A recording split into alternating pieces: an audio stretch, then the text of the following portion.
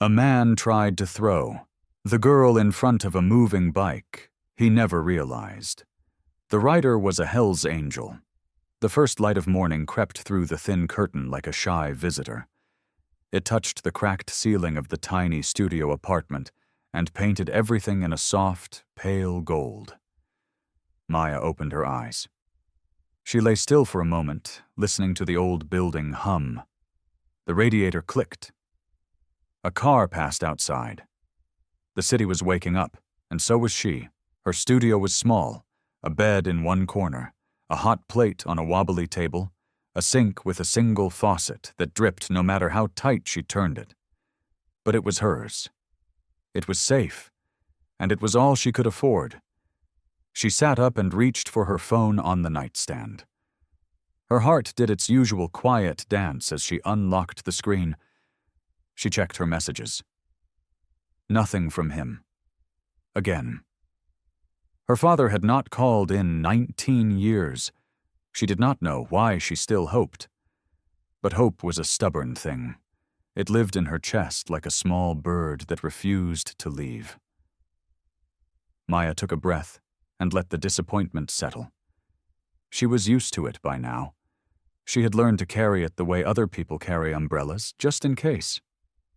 Before you continue listening, please let me know where in the world are you watching from today. Now, back to the story. She swung her legs out of bed and padded to the tiny kitchen corner. She boiled water for instant coffee. While it heated, she looked at the faded photograph taped above the sink. A young woman with kind eyes and a wide, warm smile. Her mother? Rose. Maya touched the glass with her fingertips. The picture was old and worn at the edges. Her mother had been gone for 6 years now, but some days Maya could still hear her voice, could still feel her hand on her cheek. She took the photo down and held it close to her chest. She closed her eyes. "I'll make you proud today," she whispered. The words were small, but she meant them with everything she had. She got dressed in her uniform, a plain white shirt, black pants, comfortable shoes that had seen better days. She tied her brown hair back in a neat ponytail and checked herself in the small mirror by the door. Her eyes looked tired, but there was a light in them. There always was. She grabbed her worn denim jacket and slipped out of the apartment. The lock clicked behind her. The hallway smelled like old wood and someone's cooking. She walked down the stairs and out into the morning. The street was quiet. Trees lined the sidewalk, their leaves a deep green. Sunlight filtered through the branches and made dancing patterns on the concrete. It was a peaceful street. The kind of street where you could almost forget your troubles. But Maya never forgot. She carried her mother's memory like a torch, and she carried the empty space where her father should have been like a hole in her pocket. She thought about her mother's last words. They came back to her often, especially on mornings like this one. Her mother had been weak, her voice barely a whisper. She had pulled Maya close and said, "Don't you worry, my sweet girl. You will never be alone. There is a guardian angel watching over you. One day, he will find you." Maya had never understood those words. She had no guardian angel. No one had ever come. No one had ever saved her from the loneliness. She had saved herself, one day at a time, one shift at a time, $1 at a time. She was almost at the corner now. The diner was just a few blocks away. She could almost smell the coffee and the bacon. That is when she heard it. A frantic sound, scrambling feet, a breathless gasp. A man burst from the alley to her right. His suit was torn, his tie was loose, his eyes were wild with fear. He grabbed her arm with both hands. His grip was hard and desperate. "I'm sorry!" he roared. "I'm so sorry!" And then he shoved her. Hard. Maya staggered. Her feet left the ground. She was in the air, falling, and the world became a blur of trees and sky and concrete. And in front of her, roaring down the street, was a motorcycle, a big black machine moving fast, too fast. The rider was a huge man with a gray-streaked beard. His eyes were locked on her. There was no time to scream, no time to think, only the thunder of the engine and the hard ground rushing up to meet her. Bear's world narrowed to a single point. The girl. She was suspended in the air, her arms reaching for something that wasn't there. Her eyes were wide with terror. There was no time to think, no time to break, no time to swerve around her. The girl was falling directly into his path. Bear's hands moved before his mind could catch up. 19 years of riding, 1,000 close calls. His body knew what to do even when his brain was still catching up. He yanked the handlebars hard to the left. The big machine protested with a scream of metal and rubber. He leaned his weight into the turn, dropping the bike low, lower, until the frame scraped against the asphalt with a terrible shriek. Sparks exploded like angry fireflies. The world became a blur of gray and orange and noise. Bear's left leg hit the ground. He used it to push off, to launch himself sideways, to put his body between the pavement and the girl. His arms wrapped around her just as they hit. The impact was brutal. His shoulder slammed into the hard ground.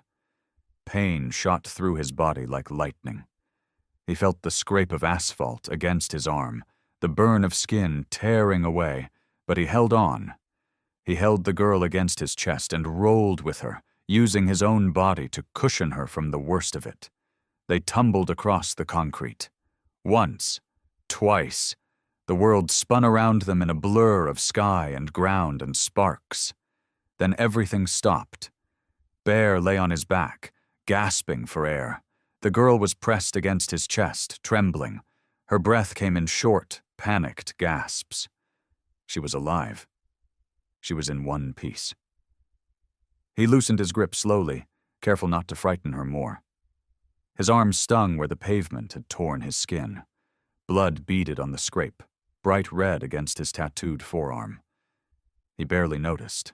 His motorcycle lay on its side a few yards away. The engine was still running, sputtering like a wounded animal. The handlebars were bent. The left mirror was shattered.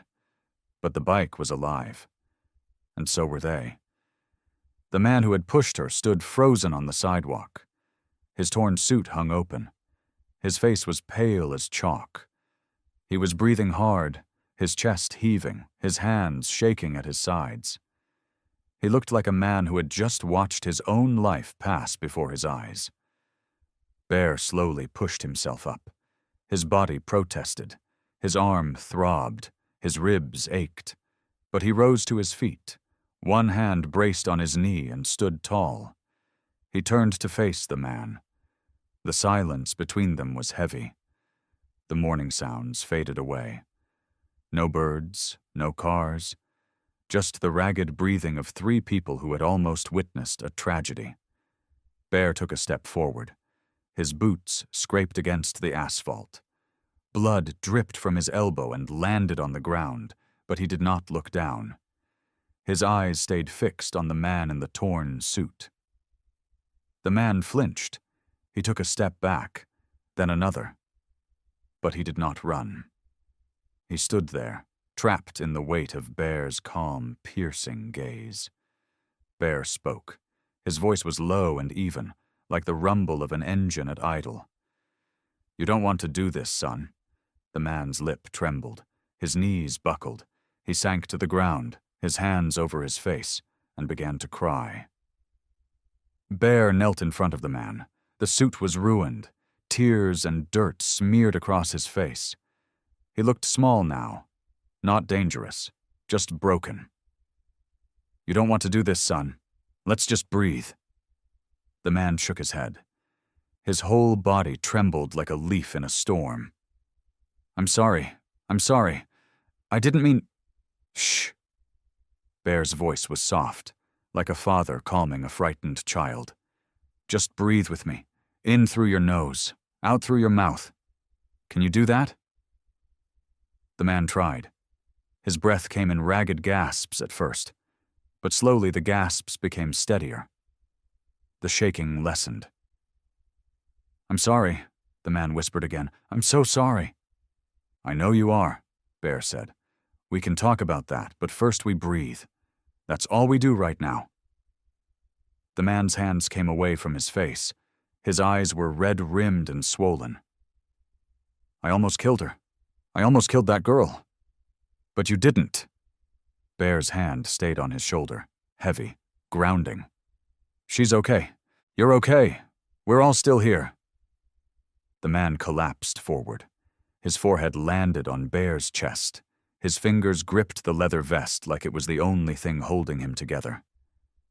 And he sobbed. Deep, ugly sobs that came from somewhere far down inside him. Bear let him cry. He did not push him away. He did not say words meant to comfort. He simply held him there, a mountain of a man holding a stranger who had almost done the worst thing a person could do. In the distance, the sound of sirens grew louder. Maya sat on the curb. Her hands wrapped around her knees. Her whole body was shaking. The terror was still fresh in her throat. She watched the scene unfold, not fully understanding what was happening. The police car pulled up. 2 officers got out. They approached with careful steps, their hands resting on their belts. "Sir, are you okay?" the first officer asked, looking at Bear's bleeding arm. "I'm fine," Bear said. "This man needs help. He's not a threat." The officers exchanged a look. The second one moved forward, pulling out a pair of handcuffs. "He needs medical attention," the first officer said, "and so do you." The man in the torn suit looked up. His face was a mess of tears and regret. "I'll go quietly," he said. I need to say I'm sorry first." He looked at Maya. His eyes were full of something she could not name. Guilt, shame, maybe even relief. "I'm sorry," he said. "That's all I have to give you. Just that. I'm sorry." Maya nodded. She did not know what else to do. She was afraid if she spoke, her voice would break. The officers cuffed him gently, not rough, not cruel. They read him his rights in quiet voices and led him to the squad car. He went without resistance. Bear gave his statement calmly. His voice was steady. He described what he saw. The man panicked. The man pushed the girl. He got in the way. That was it. The officers wrote everything down. One of them took photos of the damaged motorcycle. Another measured skid marks on the road. Then they left. The sirens faded into the distance.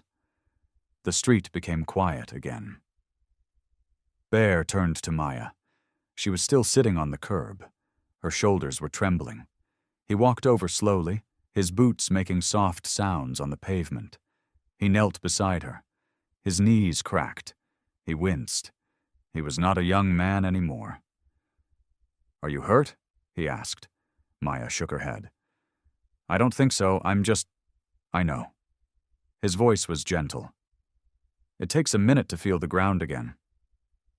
She looked up at him. Really looked. His beard was streaked with gray. His face was weathered from years of riding in the open wind. His eyes were dark and deep and kind. "Thank you," she said. "You saved my life." "Just doing what anyone would do." "No," her voice was firm. "Not anyone. You could have hit me. You could have gone around me, but you didn't. You put yourself between me and the ground." Bear said nothing. He just nodded. "Let me help you up." He held out his hand, the one with the scraped skin. The blood had started to dry. Maya took it. His grip was warm and steady. She stood on wobbly legs. Her knees buckled slightly, and Bear caught her with his other hand, steadying her until she found her balance. "You're okay," he said. "You're steady." She looked down at her wrist to brush away a stray strand of hair. The motion was automatic, just a girl moving her hand to get a better view of the street. But Bear's eyes caught something. They froze on her inner wrist. There, just below the base of her thumb, was a small mark, the shape of a flower. A rose. It was not tattooed. It was born into her skin, a birthmark. Bear went pale. His face lost all color. The air around him seemed to still. He stared at that mark for a long time. His jaw tightened. His hand trembled slightly at his side. Maya noticed the change in him.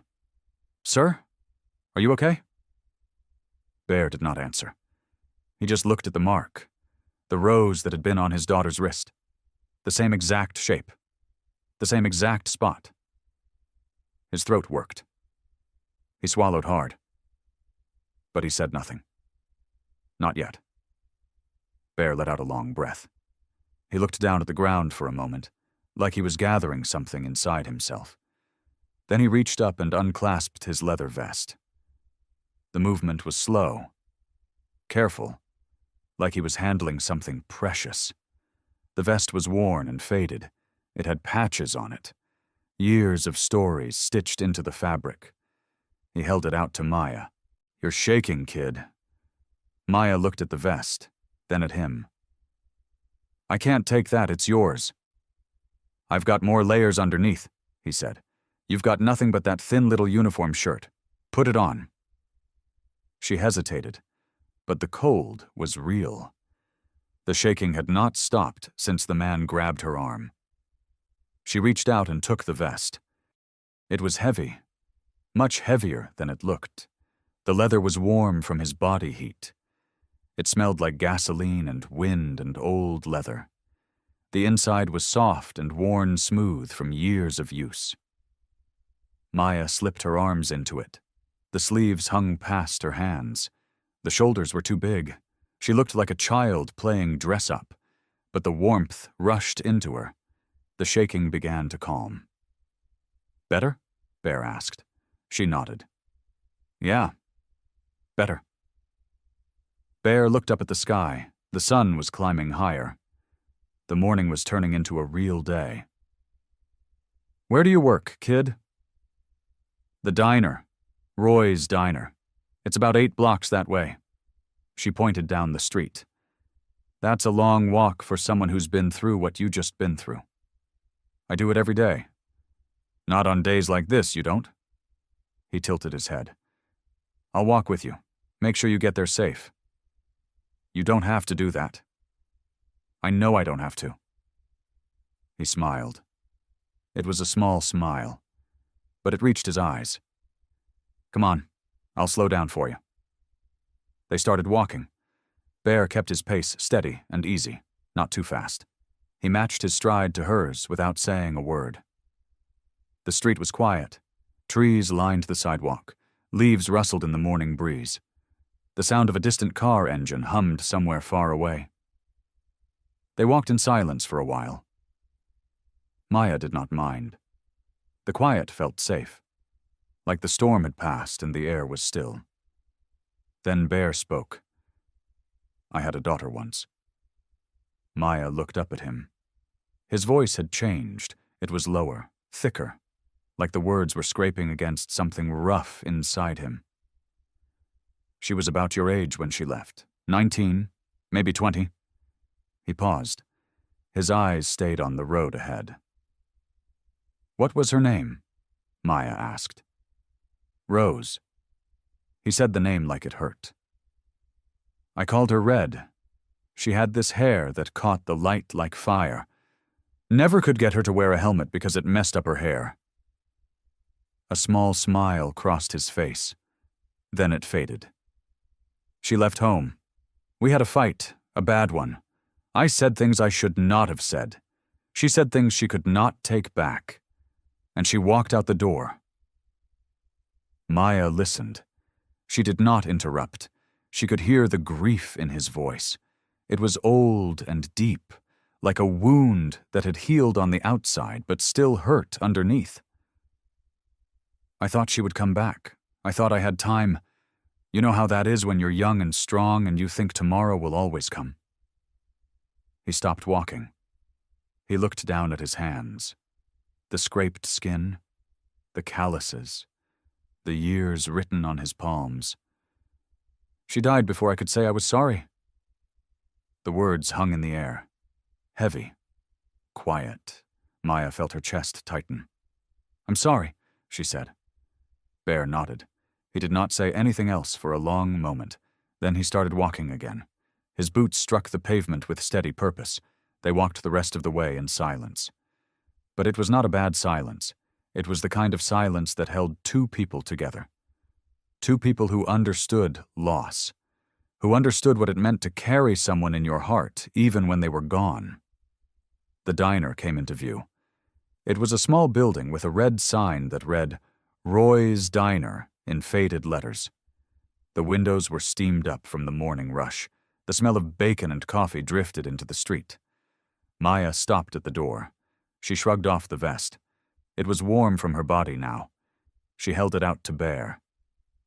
Thank you, she said. For everything. Bear looked at the vest, then at her. He shook his head. Keep it. Mister, I can't. My name is Bear, and yes, you can. His voice was firm but kind. That vest has seen a lot of cold mornings. It knows how to keep someone safe. You keep it. Maya pulled the vest back around her shoulders. It felt different now, like it had a purpose. Bear reached into his pocket and pulled out a worn card. It was creased and faded. He handed it to her. Here. She looked at it. A phone number. Nothing else. Nothing. If anyone ever tries to hurt you again, you call me. Maya looked up at him. There was something in his eyes. Something deep and unspoken. Like he was looking at more than just her. I will, she said. Bear nodded. He watched as she pushed open the diner door. The bell above it jingled. She paused and looked back at him. Bear? Yeah? Thank you for saving my life twice. He did not answer. He just raised his hand in a small wave.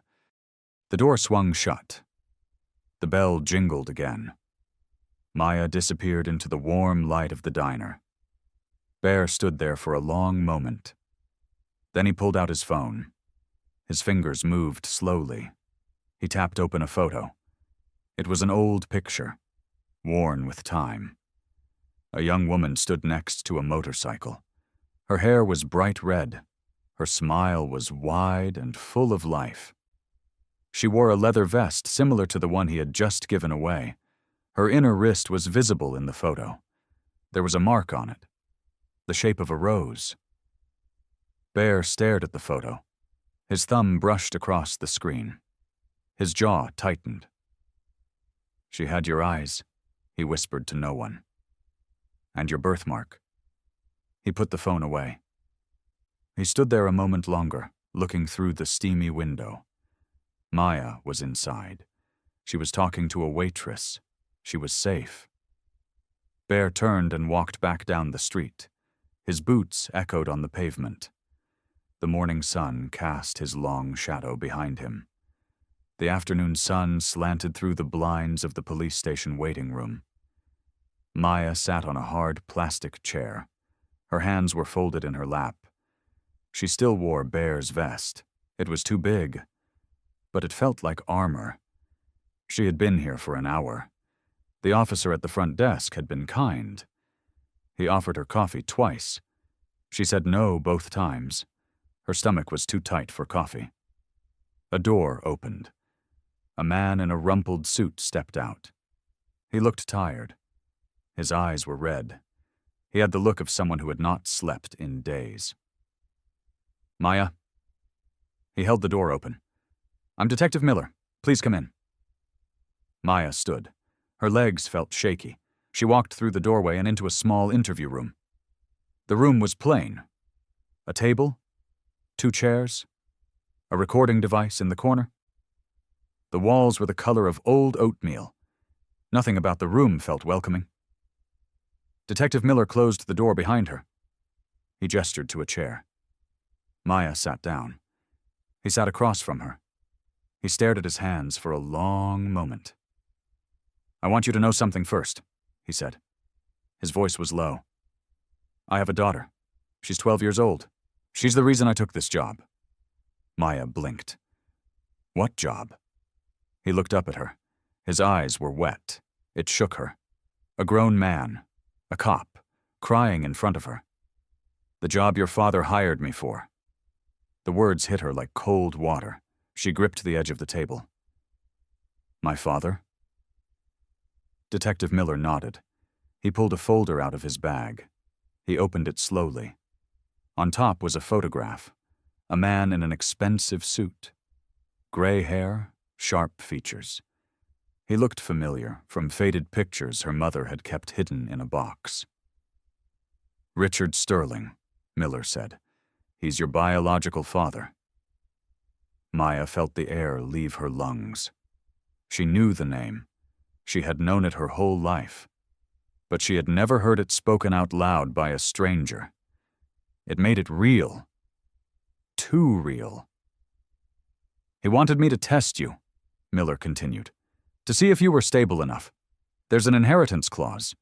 He needs proof that you can handle the money, that you won't fall apart." Maya's voice was small. "So he hired you to attack me?" Miller shook his head hard. No, that was never supposed to happen. I was supposed to have a conversation with you, stage a robbery, a verbal confrontation, something to gauge how you react. But you were walking so fast. And then the motorcycle came. I grabbed you out of instinct. I was supposed to scare you, not hurt you." He put his face in his hands. His shoulders shook. "When I saw the bike slide like that, when I saw you nearly under those wheels, I thought I'd killed you. That was the moment I knew I was done. I couldn't do it anymore." Maya sat very still. Her heart pounded. But her voice was barely a whisper. "You didn't know about the bike?" "No, I swear to you." He looked at her, desperate. "I did not know about the bike. I did not know a Hell's Angel was going to be on that road. I just saw you walking, fast, alone. And I thought, now. Do it now." He swallowed. His Adam's apple bobbed. "I panicked. I grabbed you. I said I was sorry, and I meant it. I have never meant anything more in my life." Maya stared at him. She wanted to be angry. She wanted to scream, but the anger would not come. It was being crowded out by something colder, the betrayal. Her father had done this, the man who had never come to see her, never sent a birthday card, never answered a single letter. He had hired someone to test her, like she was a product, a machine, something to be examined for flaws. "You used my mother's death to do this?" she asked. Her voice cracked. Miller looked away. "He said you were strong. He said you would need to be tested to see if you were strong enough." I believed him. "Because he paid you?" Miller paused. "Yes, because he paid me." Maya tried to hold it together. She really tried. But the walls were closing in. The room felt small. The air felt thin. Her chest started to heave. Hot tears spilled over her cheeks. She tried to wipe them away, but they kept coming, fast and hot. She bowed her head. Her shoulders shook. Then a hand landed on her shoulder. Warm, heavy, steady. Bear was there. He had been waiting outside the whole time. He had come into the station with her. Sat in the waiting room. Because he said, "You don't go into a place like that alone, kid." And now he was there, his big hand on her small shoulder, anchoring her. "It's okay," he said. His voice was low and strong. "Let it out. I've got you." Maya leaned into him. She let the tears fall. She let the pain wash over her. The betrayal. The loneliness. The truth that her father had never wanted her. He had only wanted to check if she was worth keeping. When the tears slowed, she straightened up. She wiped her face with the back of her hand. Bear looked at Detective Miller. His eyes were calm, but there was steel in them. Miller shrank back. I know I messed up. I know I did something terrible. You did, Bear said, but you're going to help us fix this. Miller blinked. What? You have information, evidence. You know the details of this little test. You're going to come forward. Tell the truth. Publicly. Miller hesitated. He'll destroy me. He has lawyers. Money. Bear leaned forward. His voice was quiet, but it filled the room. I'm a Hell's Angel. I've seen men with everything lose it all in one night. I've seen men with nothing build something real. You made a mistake. That happens. But you still get to choose what you do next. He put a hand on Miller's shoulder. Help us. That's the road back. Miller looked at Maya. Her tears were dry now, but her face was red. Her eyes were raw. I'm sorry, he said again. I really am. Maya nodded. She did not forgive him. Not yet, but she did not hate him either. I need to know everything, she said. Everything he asked you to do. Miller opened the folder. Miller spread the papers across the table. Maya could not read them. Her eyes were still too blurry with tears, but she could see her father's name stamped at the top. Richard Sterling, like a brand on cattle. Every detail is in here, Miller said.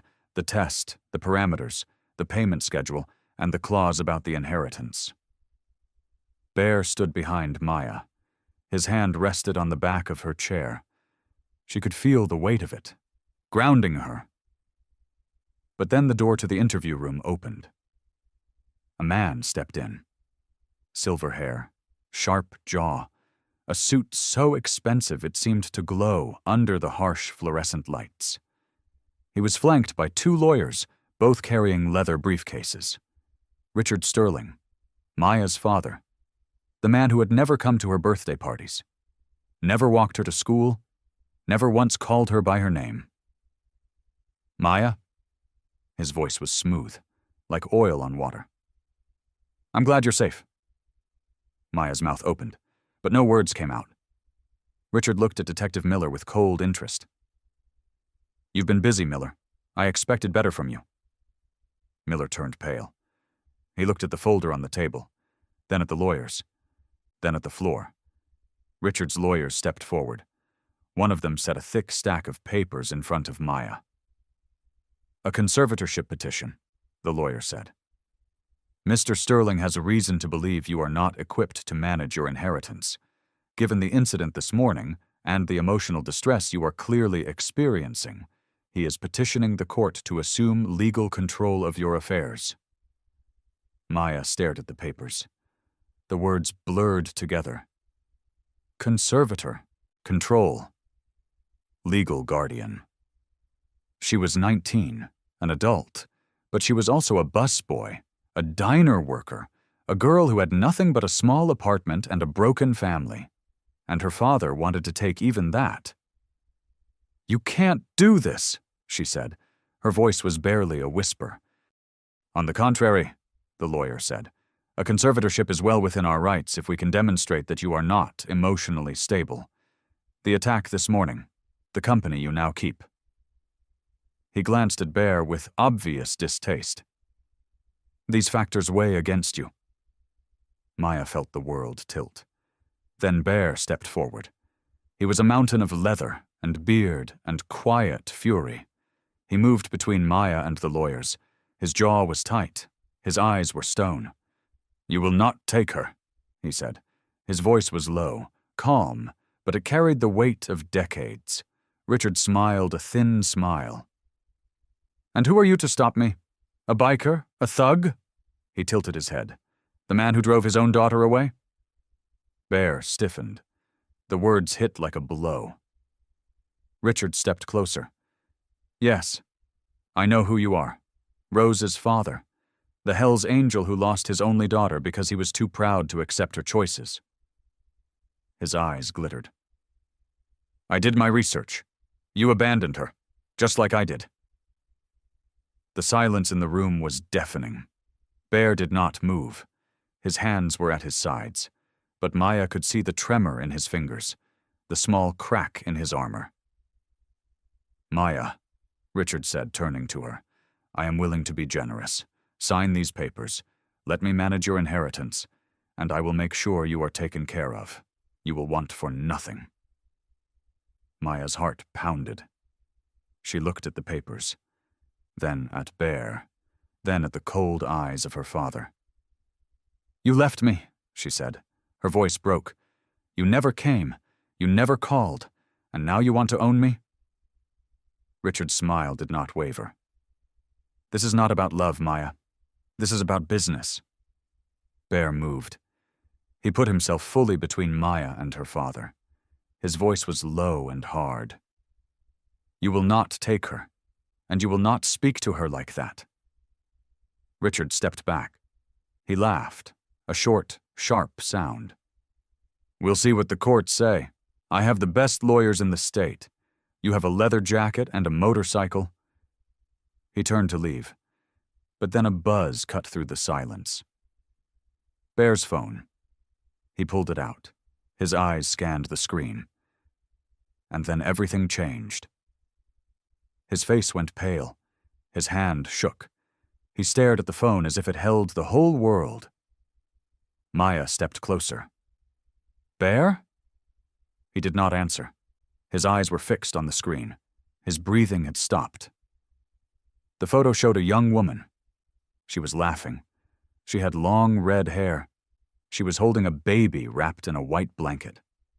The caption read, Is this your daughter's child? Bear looked up. His eyes met Maya's. They were filled with tears. Her throat tightened. What is it? Bear opened his mouth, but no words came out. He held the phone out to her. His hand was shaking. Maya took it. She looked at the screen, at the woman, the red hair, the kind eyes, her mother, younger, happier, holding her, and she understood. Richard had stopped walking. He turned. He saw the look on Bear's face, and his own smile faltered. But Bear was no longer looking at him. Bear was looking at Maya, his eyes streaming tears, his voice cracking like old leather. Maya! He choked on the word. Your mother. Her name was Rose, and she was my daughter. I'm not just some biker who saved you. He reached out. His hand hovered near her face.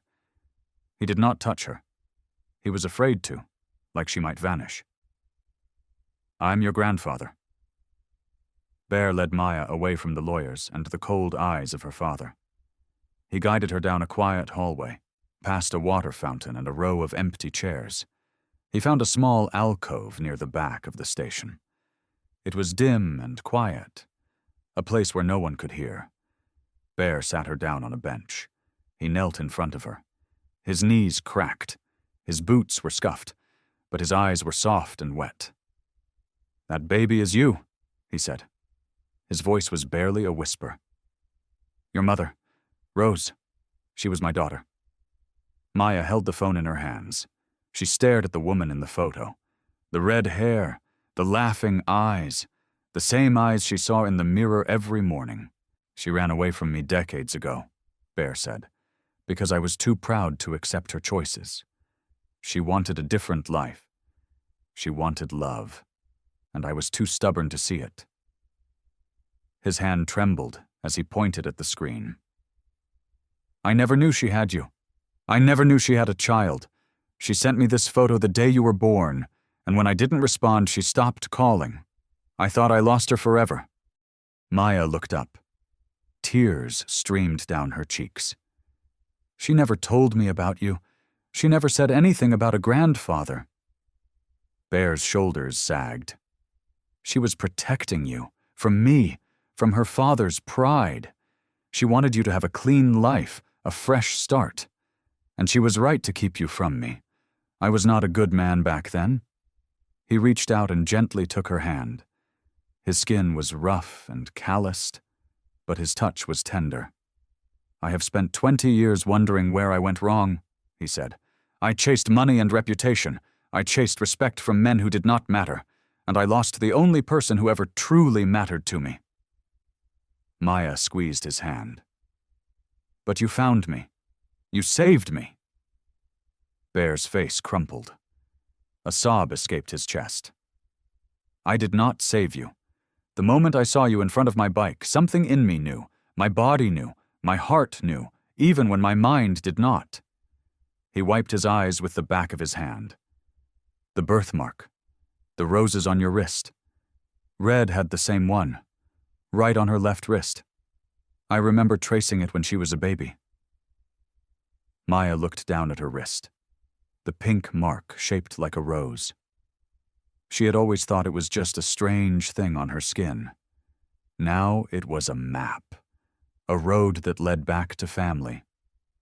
"So you saved me because I look like my mother?" she asked. Bear shook his head.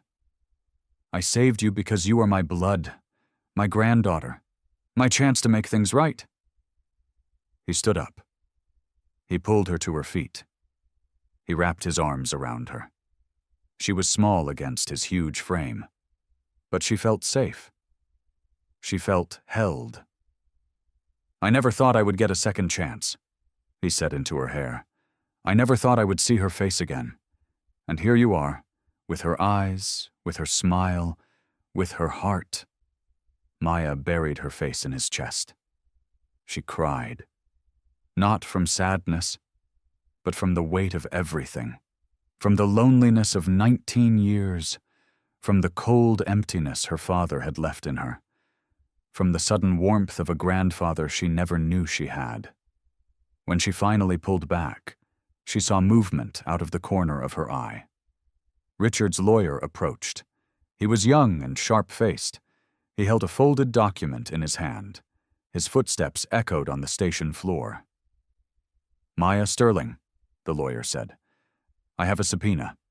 You are required to appear before the probate court on Monday regarding the conservatorship petition." Bear stepped in front of Maya. His body was a wall of leather and bone.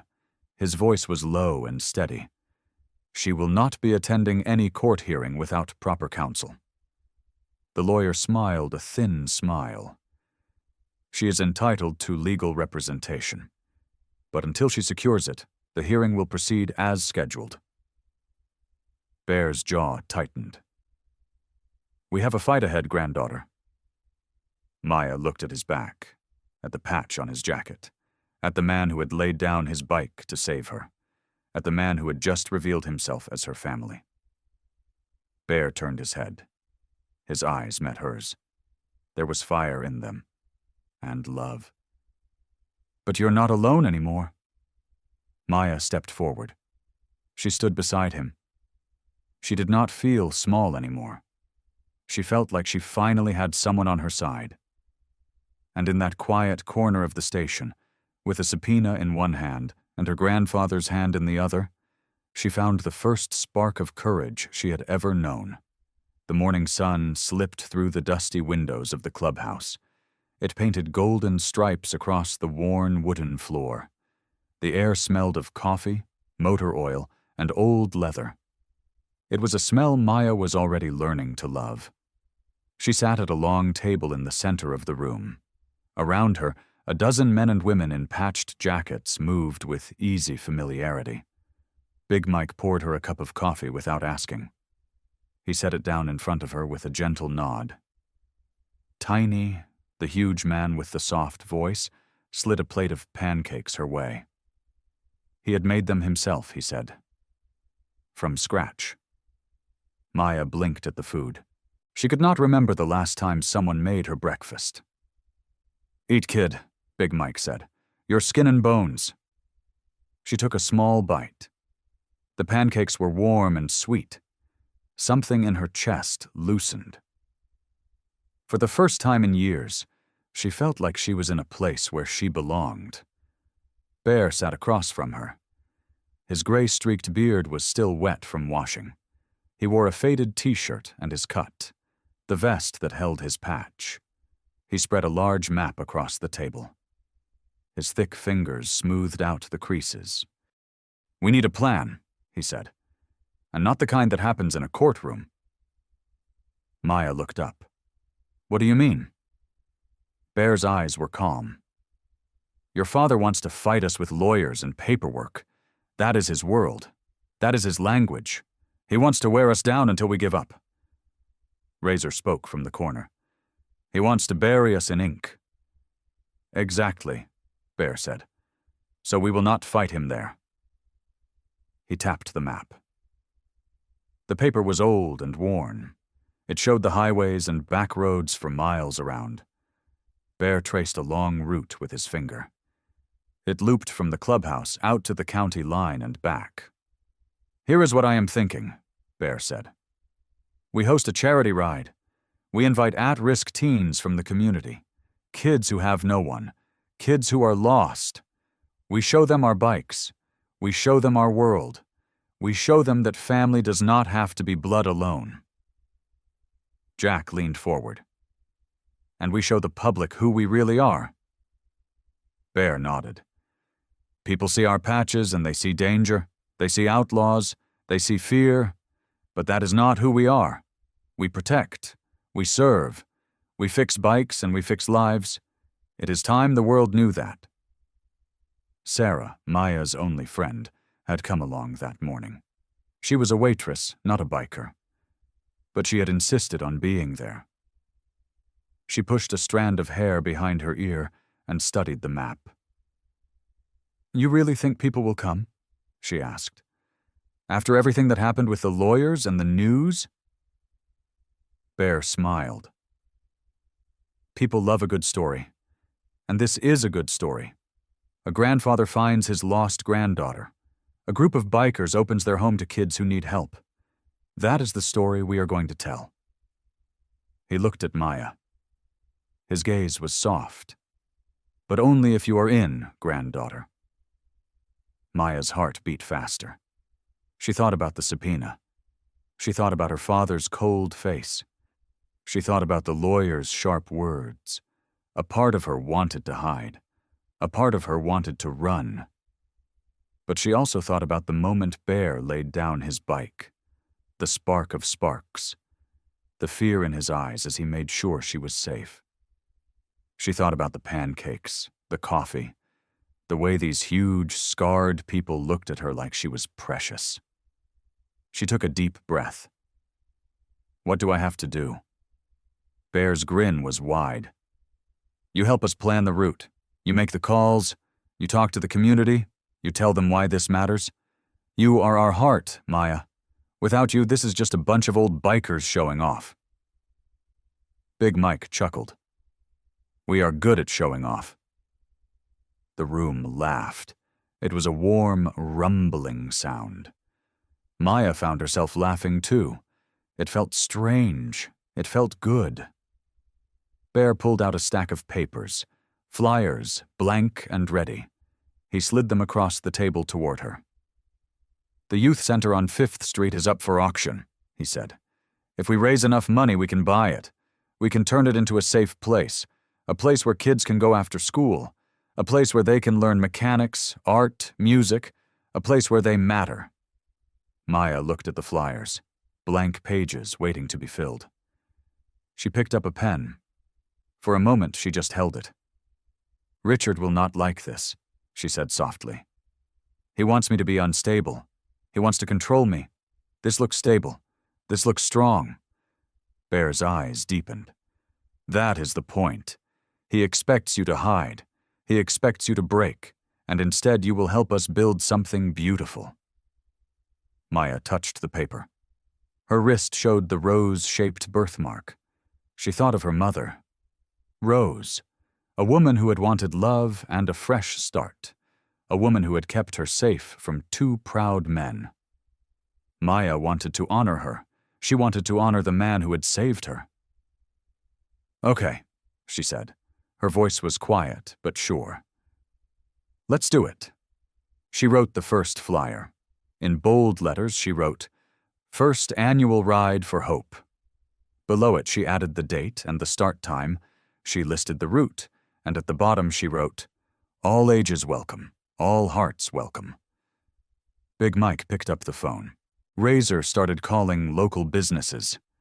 Tiny began planning a barbecue for the finish line. Sarah grabbed a stack of flyers to hand out at the diner. The clubhouse filled with motion, with purpose, with hope. Maya looked around the room. She saw tattooed arms and weathered faces. She saw people who had every reason to distrust the world. And she saw them working together for kids they did not even know. She looked at Bear. He was watching her with a quiet kind of joy, like he had waited his whole life just to see her smile. And for the first time in days, Maya smiled. It was not a big smile. It was small and shy, but it was real. It reached her eyes. It warmed her face. Bear nodded slowly. He reached across the table and squeezed her hand. "Welcome to the family, Rose," he said. Maya squeezed back, and she began to plan. The city rose around Bear like a forest of glass and steel. He had parked his bike 3 blocks away, not wanting to draw attention. Now he walked through the revolving doors of Sterling Tower, his boots echoing on the marble so polished it looked like water. He wore his best vest. The leather was old and scarred, but he had cleaned it carefully that morning. His patch gleamed. His silver hair was combed. He had even trimmed his beard, a gesture Big Mike had called downright civilized. The receptionist looked up. Her eyes went wide when she saw him. Bear did not smile. He simply spoke. "I am here to see Richard Sterling." Do you have an appointment?" "No, but he will see me." Something in his voice made the young woman pick up the phone.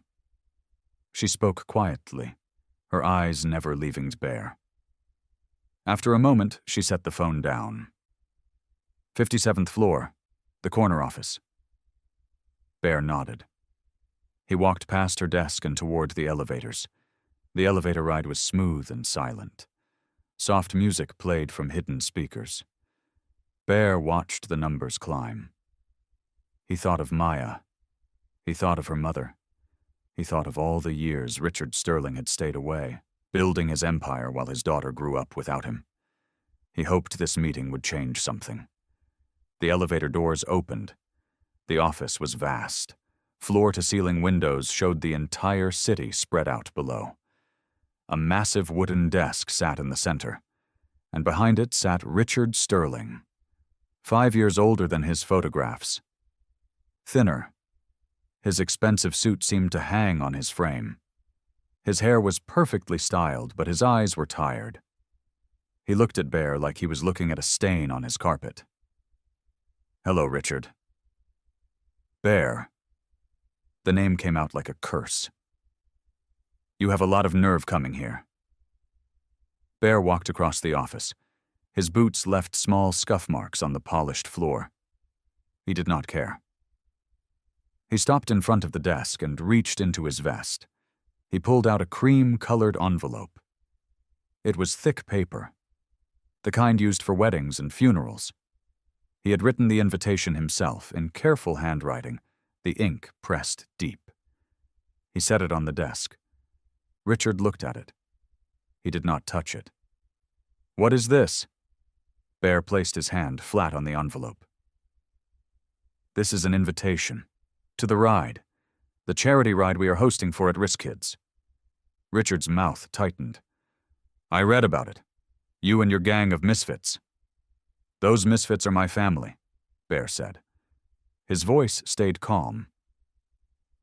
"And one of them is your daughter's child. Your own granddaughter. The girl you have never met until you sent a detective to test her." Richard's eyes flickered, just briefly. Then the mask returned. "I do not need a lecture from a biker." "No, you need more than that. But I figured a lecture was a good start." Bear pushed the invitation closer. The paper slid across the polished wood. "Come to the ride," he said. "See what real family looks like. Not contracts, not clauses, not tests. Real family. The kind that feeds you pancakes and checks your oil and makes sure your helmet is strapped on tight. Richard stared at the envelope. His jaw worked. He seemed to be chewing on words he wanted to say. Bear did not wait for an answer.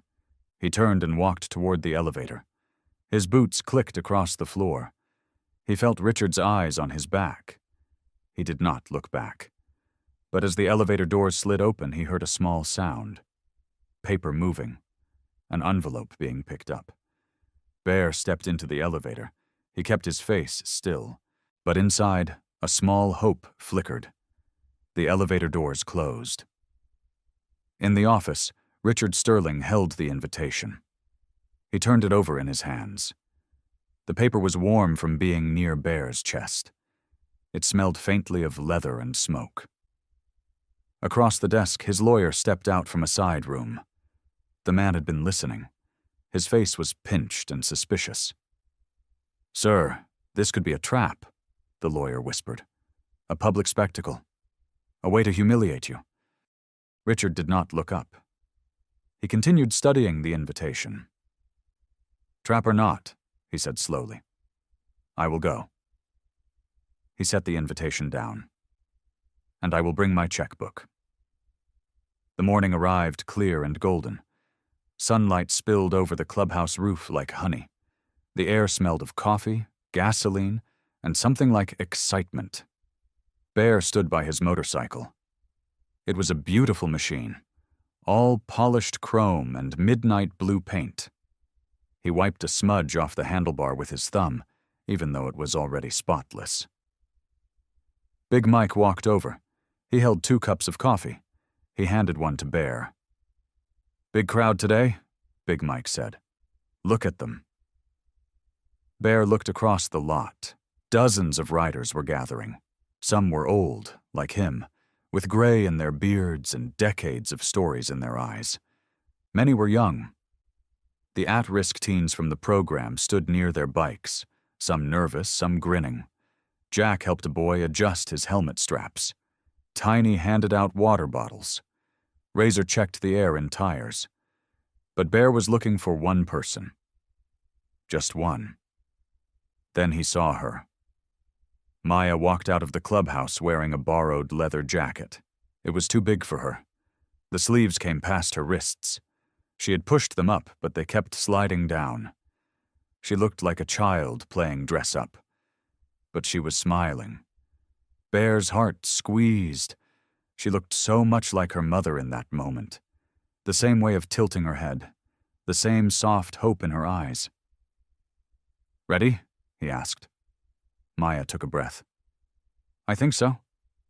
"You do not think. You know, you are a Sterling." She laughed. "Which one? The billionaire or the biker?" "Both. But the biker one is more fun." She walked to the bike.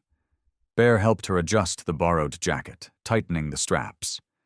He showed her where to hold, how to lean, when to squeeze his shoulder if she felt uncertain.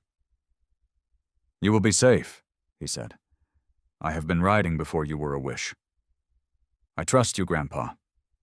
The word hit him like a punch and a hug at the same time. He cleared his throat. He climbed onto the bike. "Hold on tight." She wrapped her arms around his waist. Her small hands gripped the leather of his jacket. Bear started the engine. The sound rumbled through the ground. He looked back over his shoulder. Maya's eyes were wide, her cheeks flushed with excitement. "You ready?" She nodded. She squeezed his shoulder. Bear lifted his hand. The signal. Behind him, dozens of engines roared to life. The sound rolled through the parking lot like thunder. A few birds scattered from a nearby tree. And then they moved. The bikes rolled out of the lot in a long line. Bear led the way. Maya held on behind him. The wind pulled at her hair. She let out a small gasp, then a laugh. The city unfolded around them. Streets widened. Buildings grew. People on sidewalks stopped and stared. A mother pulled her child close, then smiled when she saw the sign on the side of the lead van. Community ride for at-risk youth. A man in a business suit paused on the corner. He watched the bikes roll past. He raised his hand and waved. Not a big wave, just a small one. But it was enough. Maya waved back with one hand. Bear chuckled. "Keep both hands on me," he called back. "Sorry." They passed a school. A group of kids in the playground pressed their faces against the fence. They pointed and cheered. Maya waved at them. The kids jumped up and down, screaming with joy. They passed a hospital. Nurses stood in the windows, watching. One of them held up a phone to take a picture. Bear nodded at them as he passed. The ride wound through the city like a ribbon of sound and color. The bikers stayed in formation. Perfect lines, respectful speeds, patches catching the light. Maya felt the wind on her face. She felt the rumble of the engine beneath her. She felt the warmth of Bear's back through his jacket. For the first time in a long time, she felt like she belonged somewhere, like she was part of something bigger than herself. The road curved, the city opened up, and there, ahead, was the park. It was green and wide, with old oak trees and a wooden stage. A crowd had gathered. Families sat on blankets. Kids chased each other with kites. Volunteers in bright T-shirts passed out water bottles. And near the stage, standing stiff as a fence post in his expensive suit, was Richard Sterling. He looked out of place, like a penguin at a picnic. His hands were clasped in front of him. His face was carefully blank. But Maya saw something in his eyes as the bikes approached. A flicker. A crack in the armor. Bear pulled into the parking area and killed the engine. The other bikes followed, filling the lot with rumbling chrome and leather. The teens dismounted, laughing and high-fiving. Maya climbed off the bike. Her legs felt shaky. Not from fear, from joy. Bear steadied her with one hand. "How was it?" She threw her arms around him. She hugged him tight. "Best ride of my life," she whispered. Bear hugged her back. He looked over her shoulder at Richard, standing alone near the stage. The billionaire was watching them. His expression was unreadable. But he had come. And that was something. The park fell quiet. Bear stepped onto the wooden stage. The boards creaked under his boots. He looked out at the crowd, at the families and the riders and the teens with their fresh helmets under their arms. Then he looked at Richard, standing near the edge like a man who had forgotten how to sit. Bear took off his cap. He held it in both hands. "Years ago," he said, "I had a daughter. Her name was Rose. She had hair like fire and a heart too big for this world. I was young. I was proud. I thought being a man meant never bending. She tried to tell me about her dreams. I told her she was being foolish. She tried to tell me about a boy she loved. I told her he was no good. I was not wrong about him. But I was wrong about her. I thought if I pushed hard enough, she would stay. Instead, I pushed her away." His voice cracked. He paused. "She left. She never came home. I spent years looking for her. And when I finally found her, it was too late. She was gone. But she left me something. She left me a granddaughter. She just did not know how to send her. The roads are strange. They circle back to what you love." The crowd was silent. Even the teenagers stopped fidgeting. Bear lifted his chin. He looked at Richard again. A long, steady look. He said, "You tried to break this girl. You hired a man to throw her in front of my motorcycle.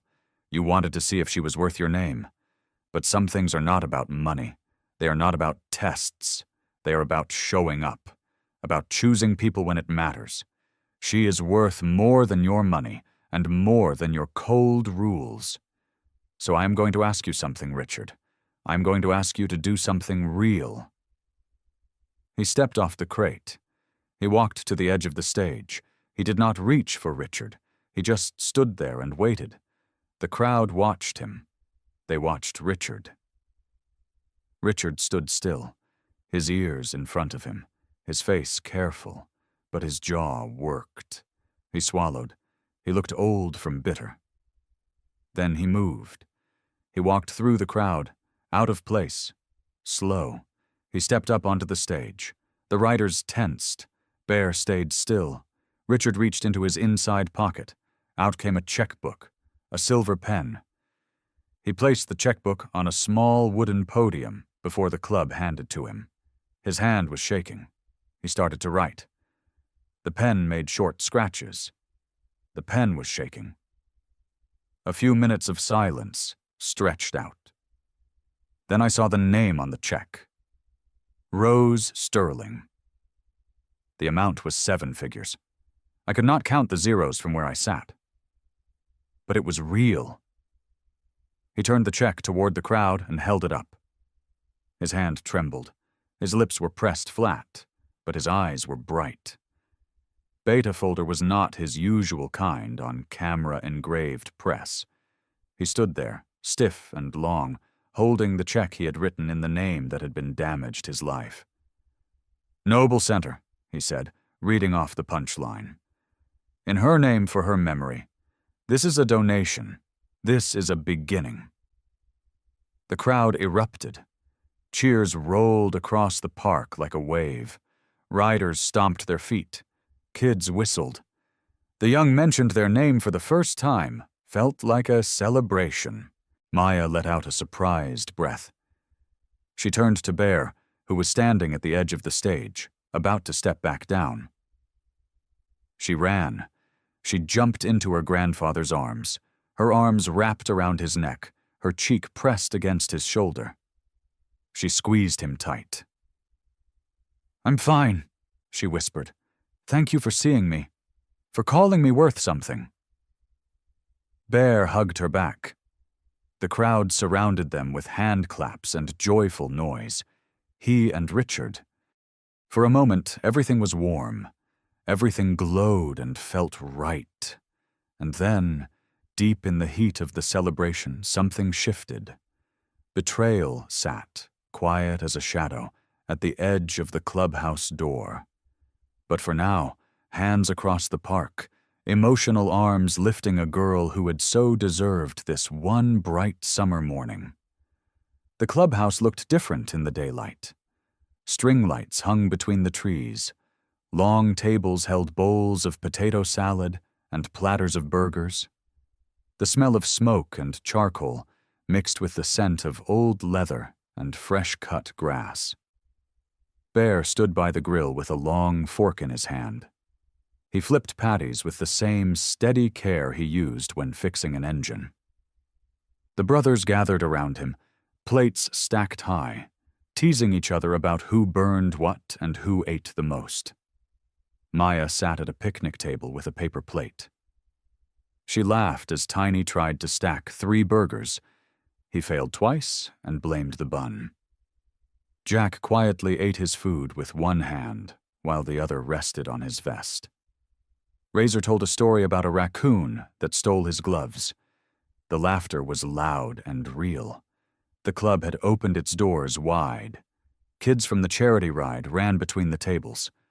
Moms came too. Some hesitated at first. Angry tattoos and leather jackets were scary when you did not know them. But then Bear helped a small boy reach for a juice box. Tiny gave a girl his seat. By the end of the first hour, the fear got smaller. Richard stood near the edge of the crowd. He held a burger in one hand. He had not eaten it. He turned it over.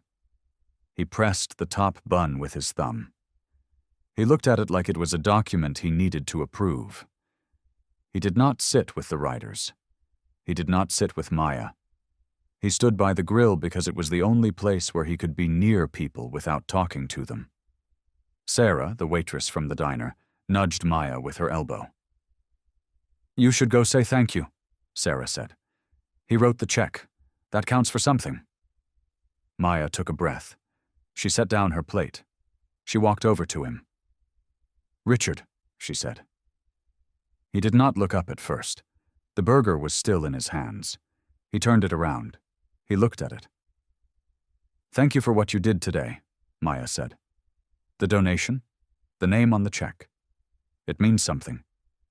He gave a small nod, his face quick. He kept turning the burger. You are welcome, he said. And then, softly, you look like her. You know that? When you smile. Maya felt her eyes sting. She wanted to say more. She wanted to ask why. Why did he leave? Why was he only here with her? But he looked away before she could shape the words. He walked down the table to stack a few raw buns onto a plate. He was trim. He did not want the talk to be too long. A small hurt brushed against Maya's chest, but she swallowed it. Today was a good baseball. She would not waste it on old wounds. Later, when the burgers were gone and the first cool wind came off the fields, Bear found her sitting on the step of the clubhouse. He had a printer in his hand. Richard's attorney sent this over. It's a copy of the donation, Bear said. He handed it to her without missing. He wanted you to see. Maya took the paper. It was rich and full of words. The board. The name of her mother. And then she saw it, the fine print at the base. It was the name of the clause, the type of text too easy to miss. The paragraph said, "This donation is conditional. The funds will be released only upon a legal determination that the recipient, Maya Sterling, is mentally unfit to manage her personal inheritance." Maya read it again. Then she read it a third time. Her breathing slowed. Her hands turned cold. The check in Richard's trembling hand. The 7 given figures. The name of her mother written above his signature. All of it had been a door with a lock only he held. She put the paper down on her knee. She looked at the clubhouse lights. She looked at Bear, who had just gone inside. And in her new place, her chest went hard and hollow. He still refused her. He was still treating her like a broken object and not a broken human. She did not scream. She did not cry. She just closed her eyes and said nothing. The paper sat in her lap like a stone. She was waiting for the true darkness to name itself. Then she opened the door. The next morning came too fast. Maya woke up on the couch in the clubhouse. Her phone buzzed on the wooden table. It buzzed again and again, a sound like angry bees. She reached for it with sleepy fingers. The screen glowed with notifications. Dozens of them. Hundreds. Her heart dropped when she saw the first message. "You staged that whole thing for fame. Disgusting." The video was everywhere. It showed the moment Bear laid down his bike. It showed the sparks. It showed the detective grabbing her arm. But the words on the screen told a different story. Hell's Angels fake rescue exposed. She scrolled. Comment after comment. Strangers with profile pictures of their pets and their children called her a liar. They called Bear a fraud. They said the whole club was a circus in leather. One person wrote, "Nice acting. The Oscar goes to the biker with the beard." Another wrote, "Wonder how much they paid the detective." Maya's hands shook. She read every single one. It was like picking at a wound. Each message opened the scab again. Her phone buzzed again. A private message from a number she did not know. "You should be ashamed. Using a fake rescue to steal attention from real victims." She dropped the phone on the table. It clattered against the wood. She put her head in her hands. The door opened. Bear walked in with 2 mugs of coffee. He saw her face and stopped. "It's bad," he said. "Not a question." She nodded. He set down the mugs. He sat across from her. He did not reach for his own phone. He already knew what was out there. "Big Mike showed me this morning," he said. "The brothers are already posting. Real photos of the charity run. Receipts from the youth center. It doesn't matter. People believe what they want to believe." Maya looked up. Her eyes were red. I'm sorry, she said. I brought this on you, on the club, on everyone. Bear shook his head slow. The gray streak in his beard caught the morning light. You didn't throw yourself in front of my bike, he said. You didn't hire that detective. You didn't write those messages. You have nothing to apologize for. But your name... My name has been dragged through mud before, he said. I'm still here. So are you. He paused. He looked out the window at the bikes lined up in the yard. But I didn't tell you something, he said. The detective, Miller, he called me last night. He's scared. He said Richard's lawyers have been calling him, pressuring him to change his story, to say it was all a setup. Maya felt the floor tilt. Richard, she said. He wrote the check. He stood at the grill. He said I looked like my mother. Bear's jaw tightened. Maybe that was true, he said. And maybe it wasn't. But one thing's clear. Someone is feeding these trolls. Someone wants this to go viral, and it wasn't us. He stood up. He grabbed his jacket from the hook. Get your shoes, he said. We're going to ask him, straight to his office. No lawyers, no papers, just a question. Maya's heart pounded. But she stood up. She slipped on her boots. She followed him out the door. The ride to Richard's office took 40 minutes. Maya held on to Bear's waist as the wind rushed past. She thought about her mother. She thought about the birthmark on her wrist. She thought about the fine print. And then she thought about nothing at all, because thinking was too heavy. Richard's office was on the top floor of a glass tower. The receptionist tried to stop them.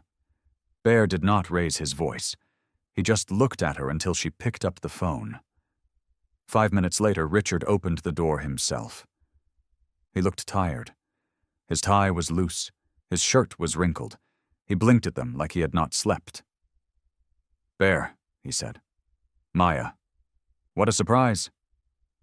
It's not a surprise, Bear said. It's a visit. They walked into the office. Richard closed the door behind them.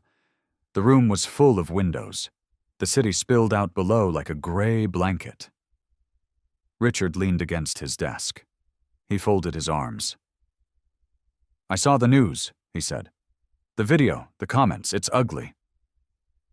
Bear pulled out his phone. He held up a screenshot of the private message Maya received.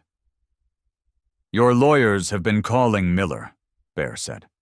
He told us. You're trying to flip his story. Make the rescue look staged. Richard's face went still. For a moment, the mask did not slip. He looked at the phone. He looked at Bear. He looked at Maya.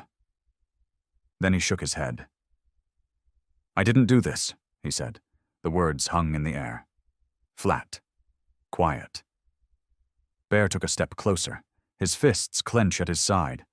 The knuckles went white. But maybe it's a sign, Richard said. His voice was calm. His eyes flicked to Maya. Maybe the whole world is telling you that this world is not for you, that these people are not your family. Bear stood very still. His breath was slow. His hands were tight. The fire in his chest burned, but he held it. Maya watched him.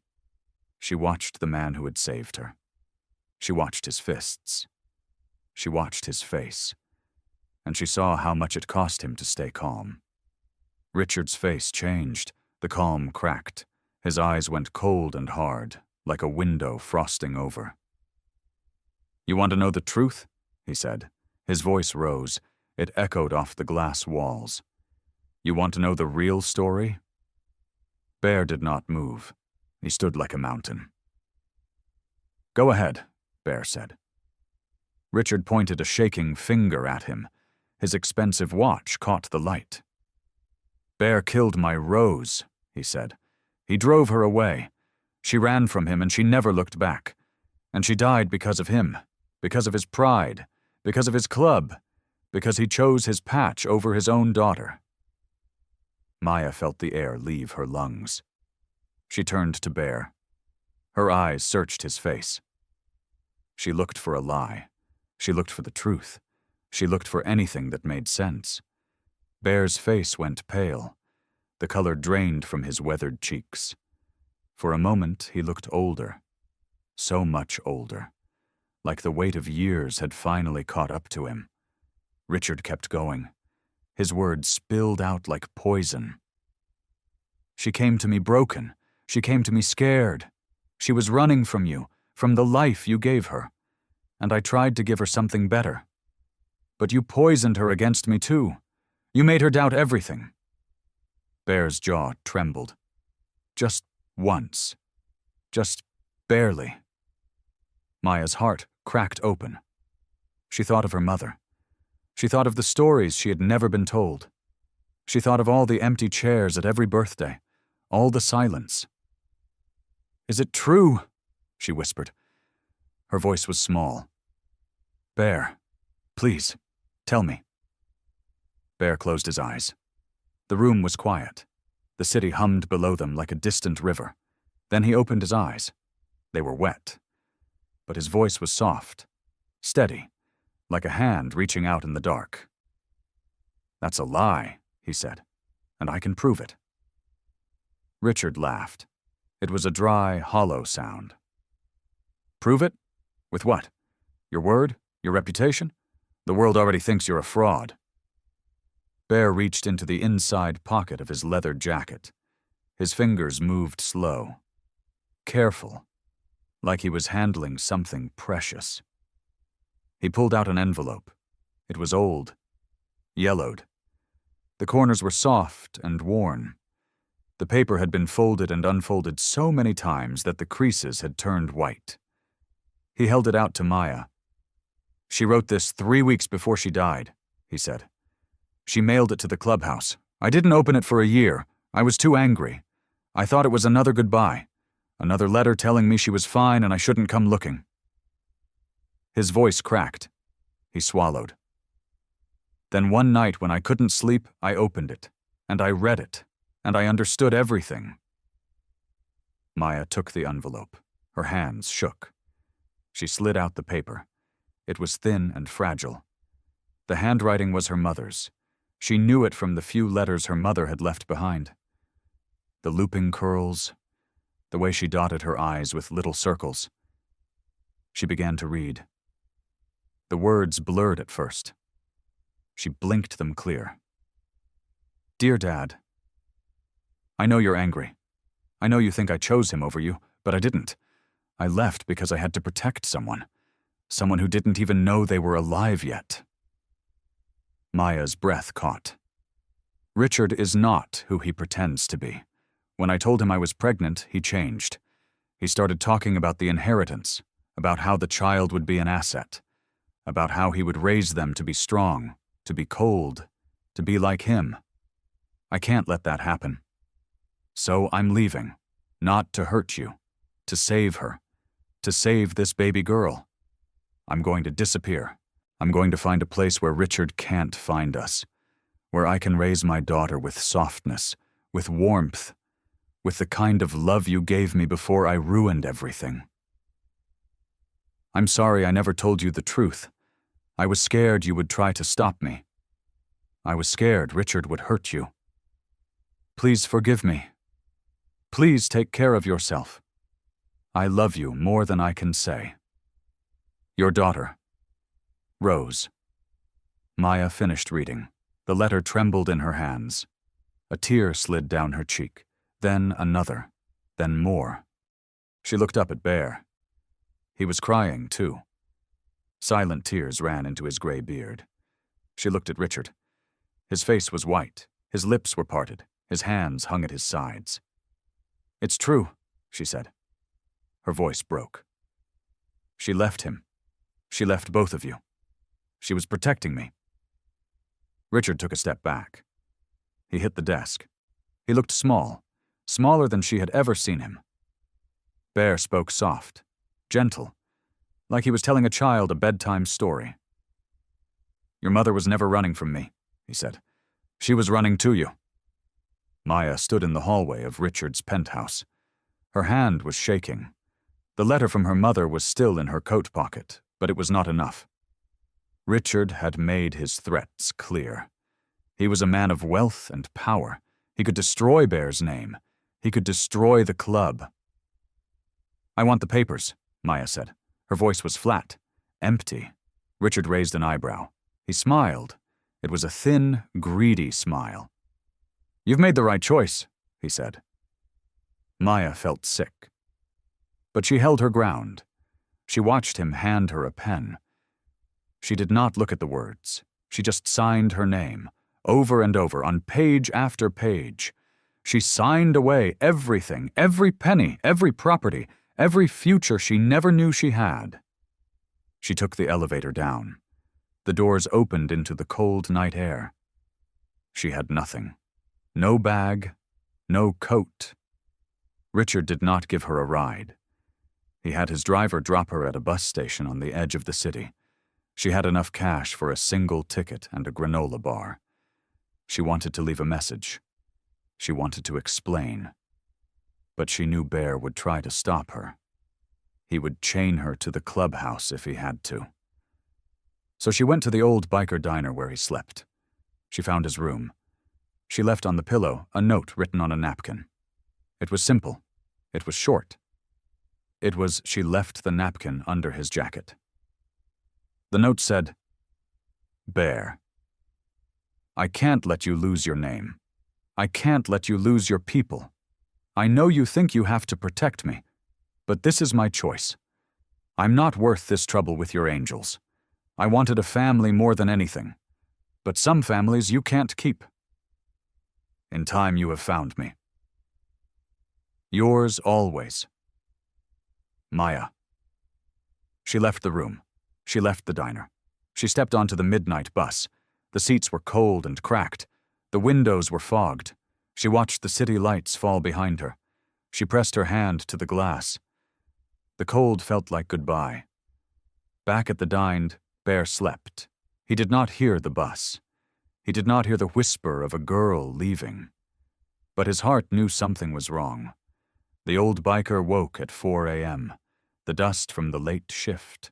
The morning light was pink and soft. He felt along the wall for no reason.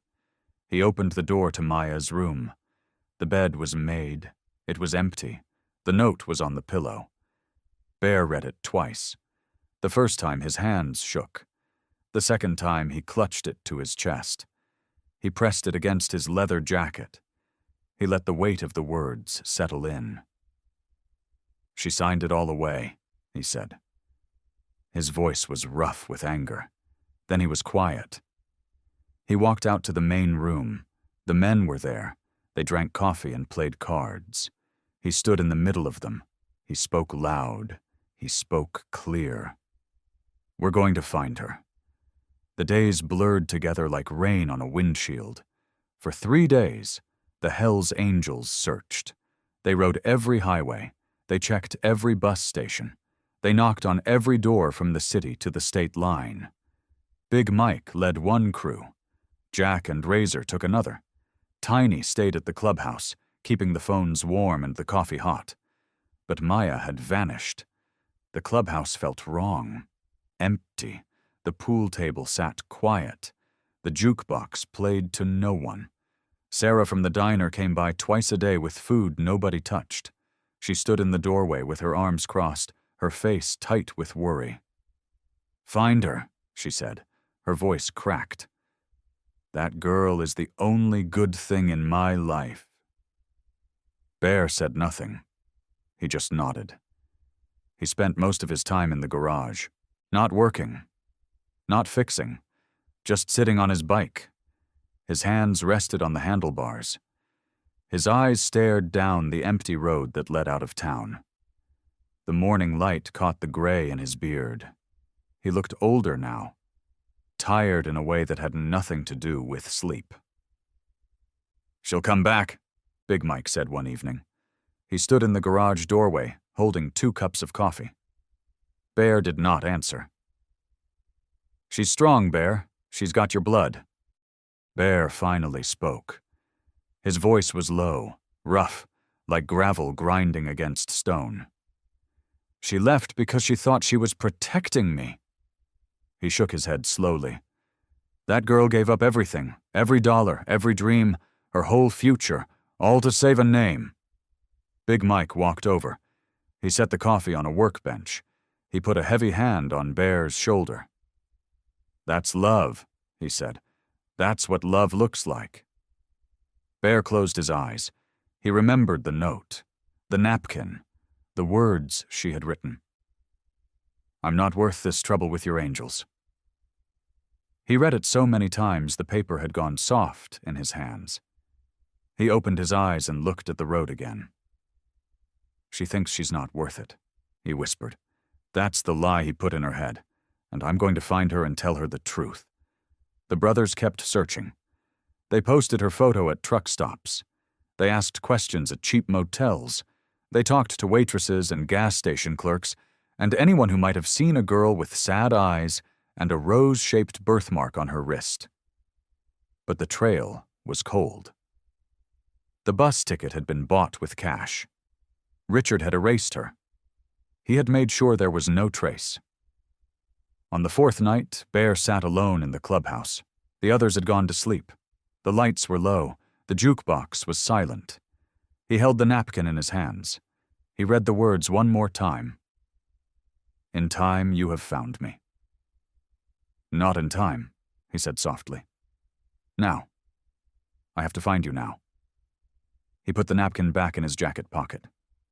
He stood up. He walked to the door and looked out at the stars. Somewhere out there, Maya was alone. She had no money, no family, no one to call. No, that was not true. She had him. He just had to find her. The phone rang. It was past midnight. The sound cut through the quiet like a knife. Bear walked to the old phone on the wall. He picked it up. "Hello?" A woman's voice. Professional. Calm. "Is this Mr. Sterling?" Bear frowned. Nobody called him that. "Bear, who is this?" "This is St. Mary's Hospital. I'm calling about Richard Sterling. He's been admitted. He suffered a massive heart attack." Bear's grip tightened on the receiver. He did not speak. "He's asking for Maya," the nurse said. "He says she's his daughter. He's asking for her by name. He's in critical condition." Bear looked at the wall, at the photo of his daughter. Red. Rose. The mother of the girl he had only just found. The road was long. The night was cold. But for the first time in 4 days, Bear knew exactly where to go. "I'll bring her," he said. He hung up the phone. The diner was small, the kind of place that smelled of old coffee and burned toast. The floors were sticky. The windows were streaked with dust. Maya had been working there for 9 days under a fake name. Tilly. It was the name on the forged papers her father's lawyers had given her. A trade. Your name for your freedom. She took it without argument. She wore a stained apron over a white uniform. Her hair was pulled back. Her wrist was always covered by a long sleeve, hiding the rose. Every time she passed a mirror, she did not recognize herself. "You okay, honey?" asked Sloane, a tired cook who had worked there for years. She was half blind, but she saw everything. "Yeah. Fine," Maya lied. She lied all the time now. She was so good at it that even she started to believe it. But the moments in the back room were the hardest. She would sit on a plastic crate and stare out the glass window at the empty road. And she would think of Bear. She would think of the clubhouse. She would think of the day she ran away. On her 9th night, the little TV above the register was not turned off. The owner, a gruff old man named Clancy, switched it on while she was wiping down table 7. A news story was wrapping up. The anchor spoke, her voice calm. "Today, a surprise announcement from St. Mary's Hospital." Maya's ears perked. She did not want to hear it. She did not want to try and turn away. The screen flashed. She saw a picture of Richard Sterling. big and strong. He smiled in the photo. It was from 10 years ago, before he became cold. The anchor said the words that hit her like a stone. Richard Sterling, prominent billionaire, has been hospitalized after a massive heart attack. A spokesperson says he is in critical condition. He is asking for his daughter. His name is being kept private. Her chest turned cold. She forgot how to breathe. He was asking for her. A recent video of a charity motorcycle run funded by Sterling has been praised by the community. It features a Hell's Angel named Bear Sterling, who has become an unexpected public figure. The club he leads was also under fire after a rescue video went viral. Watch that video again now. The screen changed. There was Bear, her grandfather. His face was tired but in the sunlight. He said the dirt road full of grains. He was leading a long line of motorcycles down the highway. On his jacket she saw the patch. The rose. It was new. It looked like a hand sewed it. Maya's eyes filled with tears. She dropped the rag. It fell with a soft slap on the floor. She grabbed the edge of the counter because her legs gave way. "He's okay," she whispered. "He's okay." But his father was not okay. The whole statement said he had collapsed. Her whole chest ached, the word. She had signed away her inheritance. She had walked away. She had thought she was protecting her grandfather. But she never expected this. A person must be telling the truth. She ran to the back room. She shut the door. She leaned on the freezer. It was cold. She felt cold. He cried into her apron. It was soaked. She cried until her eyes burned. Not from sorrow. Not only. From the whole story, all of it. The man who left before she was born. The father who came back only to hurt her.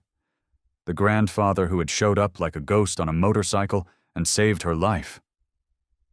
She looked at the photograph again. The anchor was silent. A rose grew up beside her table. He'd been holding that flower, and now he stood still. The camera held on his face, and then the van caught. She did not see the rest. She turned off the TV and went back to work. The diner went quiet. The post was removed. The bus stop at the bottom of the hour fell a sound. Cook Slow poked her head around the kitchen. "You say something to me." "I'm tired, that's all." "Tired? Buy that whenever. A girl gets tired buying plates. Now, that kind of tired was heartbreak." Maya did not answer. She leaned over the sink and tested the cups. Another hour passed. The jukebox whistled. The door hinges whined every time a customer came in, but this time small. It opened late as a rain. Then, before the place closed, a line of they crowded into the station. Maya held her breath. Heavy black boots went in the floor, leather vests, the silver patch glittered through. She caught sight of Bear. He walked in front, cut tucked to him. Some of the boys saw him the same. Jack, Razor, Tiny. Big Mike was beside him. They filled the place like giants, that same familiar smell of gasoline and old coffee. They moved in, stopped to the counter. Bear placed his hands flat on that Formica. He looked her in the eye. His voice was soft and rough. "Hey, Margarita." Her hugged. He carried a plastic bag. It was a small paper bag. Out of it in his palm sat a single strawberry. It was ripe. Red. Red like his daughter had tried. Like the rose. Maya dropped the rag. She could not see. The breath was gone. She stepped toward him, past the small table and sacked. He opened his other arm out like a pair of doors. "I told you," he said. "I would never lose you again." Bear set the strawberry on the counter in front of her. It sat there like a tiny red heart. The juice gleamed under the dim diner light. "Your mother's favorite," he said. His voice was low, rough, tender in a way that cracked her open. Maya could not speak. She stared at the fruit.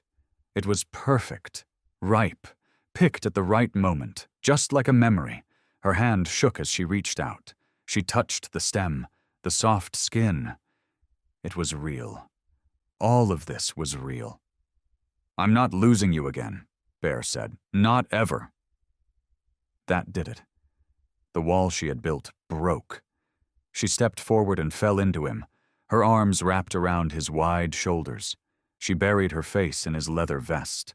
She felt the worn patches under her cheek. She smelled the road and the oil and him, the grandfather she never knew she had. He held her. His big hands were careful, gentle, like she was made of glass.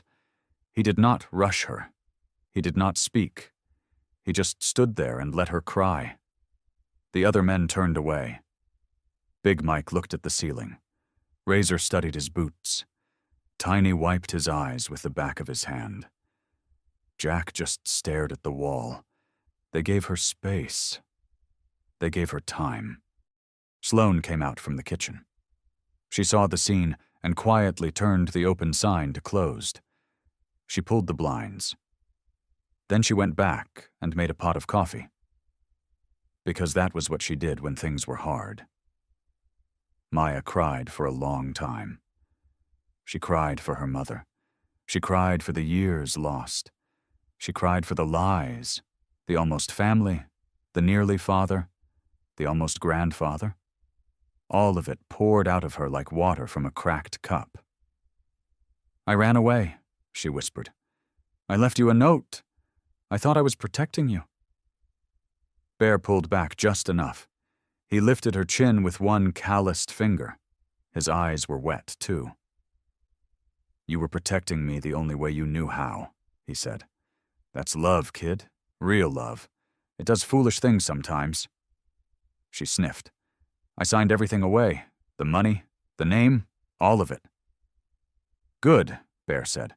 "Money is just noise. Names are just letters. You kept the only thing that mattered." "What's that?" "You," he said. "And me. And the rose on your wrist that proves we are family." Maya laughed. It was a wet, shaky laugh. But it was real. Sloane brought 2 cups of coffee. She set them down without a word. She squeezed Maya's shoulder once. Then she disappeared into the kitchen. Bear sat on the stool next to her. He slid the strawberry closer. "Eat it," he said. "She would have wanted you to." Maya picked it up. She bit into it. It was sweet. Sweeter than anything she had tasted in months. A tear rolled down her cheek and fell onto her apron. She finished it slowly. Every bite, every seed. When she was done, Bear reached into his vest. He pulled out a folded paper. It was a hospital pamphlet. Maya felt her stomach drop. "There's something else," Bear said, "and I need you to hear it all the way through before you decide anything." Maya read the name on the pamphlet. St. Mary's Hospital. Her hands tightened. "Richard is there," Bear said. "He had a heart attack. A bad one. The doctors say he is stable now, but when he woke up, he was not asking for his lawyers." Maya waited. "He asked for you," Bear said. "He asked for his daughter, by name, your real name, Maya, not Tilly, not the name they gave you. He asked for you." Her breath caught. She looked down at the counter. The swirls of the formica blurred. "He wants to see you," Bear said. "He wants to talk, face to face. No lawyers, no papers, no traps." "He hurt me," Maya said. The words came out small. "He hurt my mother. He tried to take my freedom. He tried to take your name." "I know. I don't know if I can forgive him." Bear nodded slowly. "You don't have to. Not today. Not ever. Forgiveness is not a debt you owe. It is a gift you give yourself when you are ready." "Then why should I go?" Bear took her hand. His thumb rubbed the edge of her sleeve. "Because closure is not about him," he said. "It is about you. You need to see him with your own eyes. You need to hear his voice, and then you get to choose what happens next. No one else.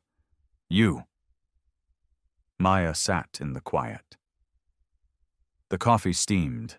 The jukebox was silent. The men waited like statues. The whole world seemed to hold its breath. She thought about her mother, about the rose, about the strawberry, about the grandfather who laid down his motorcycle to save her, about the family she found in a place she never expected. Finally, she nodded. "Okay," she said. "I'll go." Bear squeezed her hand. Then he stood. He pulled a patched jacket off the back of a chair. It was new. It was her size. On the back was a hand-sewn rose with the word Sterling beneath it. "Then you ride with us," he said. He helped her put it on. It was heavy. It smelled like leather and freedom. It fit perfectly. Maya walked outside with him. The night air was cool. The stars were out. Parked in the lot was a line of motorcycles, gleaming, waiting. Big Mike kicked his bike to life, then Razor, then Tiny. One by one, the engines roared. Bear swung onto his chopper. He held out a helmet. Maya took it. She put it on. She climbed behind him and wrapped her arms around his waist. He glanced back at her. There was a small smile under his gray beard. "Hold on, granddaughter," he said. The convoy pulled out of the lot. The headlights cut through the dark. The engines thundered down the empty highway. And for the first time in months, Maya felt the road beneath her, the wind in her face, the family all around her, and a heart full of hope, riding home. The hospital hallway was too bright, too white, too quiet. The smell of antiseptic filled Maya's nose. It reminded her of the day her mother died. Bear walked beside her. His boots echoed on the polished floor. He did not touch her. He did not speak. He just stayed close. That was enough. The nurse at the desk looked up. She saw the leather. She saw the patches. Her eyes went wide for a second. Then she looked at Maya's face and softened. "Room 412, she said gently. "He is awake. He is waiting for you." Maya nodded. Her legs felt weak. Her heart pounded so hard she could hear it in her ears. Bear put a hand on her shoulder. "You want me to wait out here?" "No," she said. Her voice was small but steady. "Come with me. Please." They walked to the door. Room 412. The name on the placard read, "Richard Sterling." Maya pushed the door open. The room was dim. Machines beeped softly. Monitors blinked in the shadows. Richard lay in the bed. He looked smaller than she remembered. Older. Fragile. His expensive suit was gone, replaced by a thin hospital gown. His face was pale. His hands rested on the blanket, dotted with bruises from needles. When he saw her, his eyes filled with tears. Maya stopped at the foot of the bed. Bear stayed behind her, a quiet presence, a wall of safety. Richard opened his mouth. His voice cracked. It was barely a whisper. "Maya." She did not move. "I was wrong," he said. The words came out broken, raw. "I'm so sorry." The room was silent except for the machines.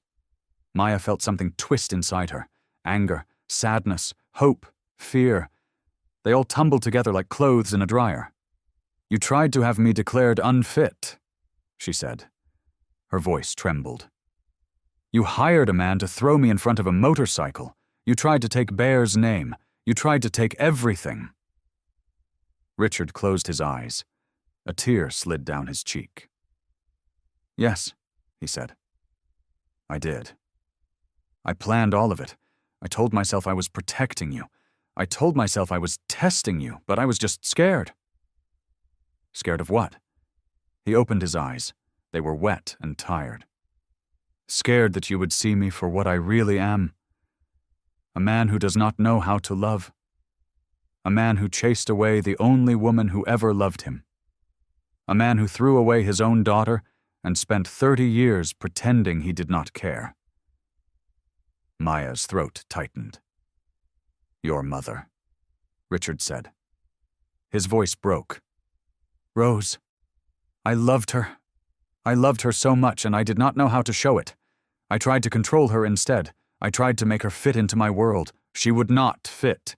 She was wild and free and beautiful, and I crushed her. Maya stepped closer. One step, then another. She was never going to be yours, Maya said. She was her own person.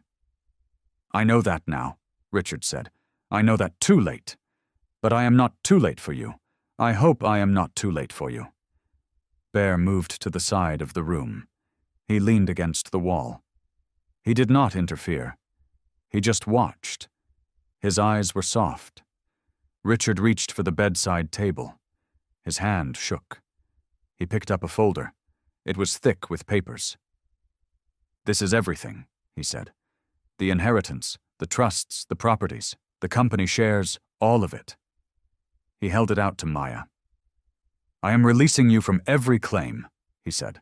I am signing away all rights to your life, to your future, to your freedom. You owe me nothing. You are not bound to me in any way. Maya stared at the folder. Why are you doing this? Because I finally understand, Richard said. Love is not ownership. It is not control. It is not legal documents and tests and traps. Love is letting go. Love is wanting what is best for someone even if it means losing them. A sob caught in his throat. I lost your mother because I would not let her go. I will not lose you the same way. Maya took the folder. She opened it. Page after page of legal language. She did not understand most of it, but she understood what he was offering. Freedom. Bear stepped forward. He pulled a pen from his vest. He handed it to Richard. Richard looked at the pen. Then he looked at Bear. The two men held each other's gaze for a long moment. Years of pain passed between them. A shared love for the same woman. A shared grief. A shared hope. Thank you, Richard whispered. Bear nodded. Sign it? Richard signed. His hand was unsteady. The ink smudged on the paper. But the signature was there. His name. His release. His gift. He handed the folder back to Maya. His eyes were red, exhausted. But there was something new in them, something soft. I have one request, he said, if you will hear it. Maya waited. Let me visit, he said. Once a year, that is all I ask. One day a year where I can sit with you and hear about your life, where I can try to be the father I should have been. I know I do not deserve it. I know I have no right. But I am asking anyway. Maya looked down at the folder in her hands. She thought about the strawberry, her mother's favorite. She thought about the rose on her wrist. She thought about the road, the wind, the family waiting outside. She set the folder on the bed. Then she reached out and took Richard's hand. His fingers were cold, thin. She wrapped her hand around them. She felt him tremble. I do not know if I can forgive you all at once, she said, but I can start. Richard let out a shaky breath. More tears fell from his eyes. He squeezed her hand weakly. Thank you, he said. Thank you, Maya. One visit a year, she said. That is a start. Bear watched from the wall. A small smile touched his gray beard. He did not say anything. He did not need to. The room was full enough with hope. The hallway of the rehabilitation center was softer than the hospital. Warm colors, plants in the corners, sunlight through big windows. Maya walked beside Bear, but this time she held his hand. A few weeks had passed since that day in room 412. The legal papers were signed. The inheritance was hers. The freedom was real. But the healing was just beginning. The nurse at the front desk smiled. You must be Maya. Your father is in the garden. He has been looking forward to your visit all week. Maya's stomach fluttered. Father. The words still felt strange, but it was getting easier. Bear squeezed her hand. "I'll wait in the cafe. Take your time." "Thank you," she said. "For everything." He smiled, his gray beard crinkled. "Go. He's waiting." Maya walked through the sliding glass doors. The garden was peaceful. Roses bloomed along the brick path. A small fountain bubbled in the center. Richard sat on a wooden bench. He wore a simple sweater now. No expensive suit, no lawyers, no games. He looked up when he saw her. His face broke into a soft smile. "Maya," he said. "You came."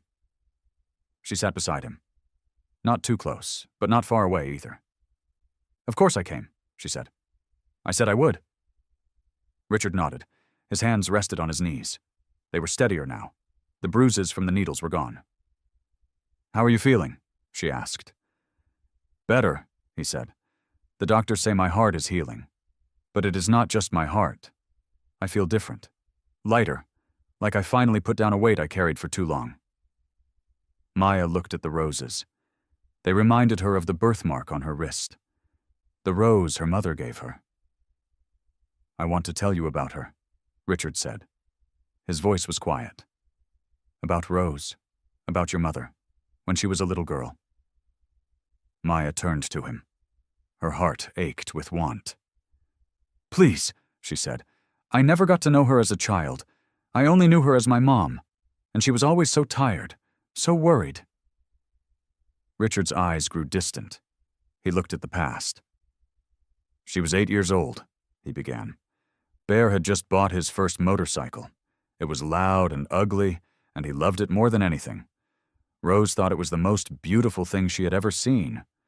She would sit on the gas tank while Bear worked on it in the garage. She would hand him tools and ask 1,000 questions." A small laugh escaped him. It was rusty, unused. She had this habit of picking wildflowers and putting them in her hair. Every single day, even in winter, she would find a way. She had a little red bike with a basket on the front. She would ride it everywhere. One day she found a turtle on the road. She carried it home in her basket. She named it Sir Scuttles. She kept it for a whole summer until Bear made her release it into the pond. Maya felt a smile grow on her face. She could see it. Her mother as a wild, free little girl. The girl Richard crushed. The girl Bear drove away. "She was brave," Richard said. "So brave. She was not afraid of anything. Not the boys in the neighborhood, not the bullies at school, nothing. She walked with her chin up and her fists ready. But she was soft, too. She would cry at sad movies. She would give her lunch to the stray cats behind the diner. She had a heart so big it could not fit inside her chest." Maya's eyes filled with tears. "She never told me those stories." Richard shook his head. "She probably forgot them. Life got hard. Bear pushed her away with his pride. I pushed her away with my control. She had to fight so hard just to survive. Those happy days got buried under all the pain." He turned to Maya. "But I want you to know them. I want you to know the girl she was before the world broke her. Because that girl is still in you. I see her when you smile. I see her when you stand up for people. I see her when you ride that motorcycle with your grandfather. She did not pass away. She passed on." Maya wiped her eyes. "Thank you," she whispered, "for telling me." Richard reached over and took her hand. His grip was warm, firm, alive. "You have a good grandfather," he said. "Bear is a better man than I will ever be. He waited 30 years for a second chance. He found you. He protected you. He loved you when I could not. Don't waste him." Maya smiled. She squeezed his hand back. "I won't," she said. They sat in the garden together. The fountain bubbled. The roses swayed in the breeze. Two people who had been broken by the same love, beginning to heal. When Maya stood to leave, Richard let go of her hand. But this time, there was no sadness in his eyes. Only peace. "Next year," he said. "Same time?" Maya nodded. "Same time," She walked back toward the sliding glass doors, toward Bear waiting in the cafe, toward her real family, toward the future. She looked back once. Richard was still sitting on the bench, but he was smiling. A small, real, honest smile. The youth center looked like something from a dream. It stood on the corner of Maple and 3rd, where an old warehouse had once gathered dust. Now the building gleamed with fresh paint. A big sign hung above the door. It read, "The Rose Sterling Youth Center." Below the name, a painted rose curled around the letters. Maya stood across the street and stared. "It's real," she whispered. Bear stood beside her. His leather vest was polished. His gray beard was neatly combed. He looked at the building with wet eyes. "Your mother would have loved this," he said. "She always wanted a place where kids could be safe, somewhere they could belong." Maya nodded. She could not speak. The parking lot filled with people, families from the neighborhood, kids in bright t-shirts, the Hells Angels in their best leather. Big Mike was helping set up chairs. Razor was tying balloons to the fence. Tiny was carrying a tray of cupcakes from the clubhouse kitchen. Jack stood at the door, greeting everyone with a rare smile. Sarah from the diner arrived with a cooler full of lemonade. She hugged Maya hard. "Your mom is proud of you," she said. "I know it." Maya hugged her back. "Thank you for everything, Sarah, for believing in me when I did not believe in myself." Sarah waved her hand. "That is what friends do. Now go, you have a big day." Maya walked through the crowd. People reached out to touch her shoulder, to smile at her, to thank her. She smiled back at each one, but her eyes kept searching. Then she saw him. Richard sat in a wheelchair near the front steps. A nurse stood beside him. His sweater was soft and gray, his hands rested on a blanket. He looked older than she remembered. But his eyes were clear. His face was calm. Maya walked to him. "You came," she said. Richard smiled. "I told you I would. I wanted to see this. I wanted to see what my money helped build, what your heart helped build." He looked at the sign. His chin trembled. "Rose Sterling," he said. "She deserved this. I am sorry it took me so long to give her anything at all." Maya knelt beside his wheelchair. She took his hand. "You can give her this now," she said. "That is what matters." Richard squeezed her fingers. A single tear slipped down his cheek. Bear walked over. He put a heavy hand on Richard's shoulder. "You done good, Richard," Bear said. "You did not have to do this, but you did. That counts." Richard looked up at Bear. The two men had been enemies for a lifetime. Now they shared the same grief, the same love, the same hope. "Thank you," Richard said, "for taking care of her, for being the father I could not be." Bear nodded. His jaw tightened. He did not trust himself to speak.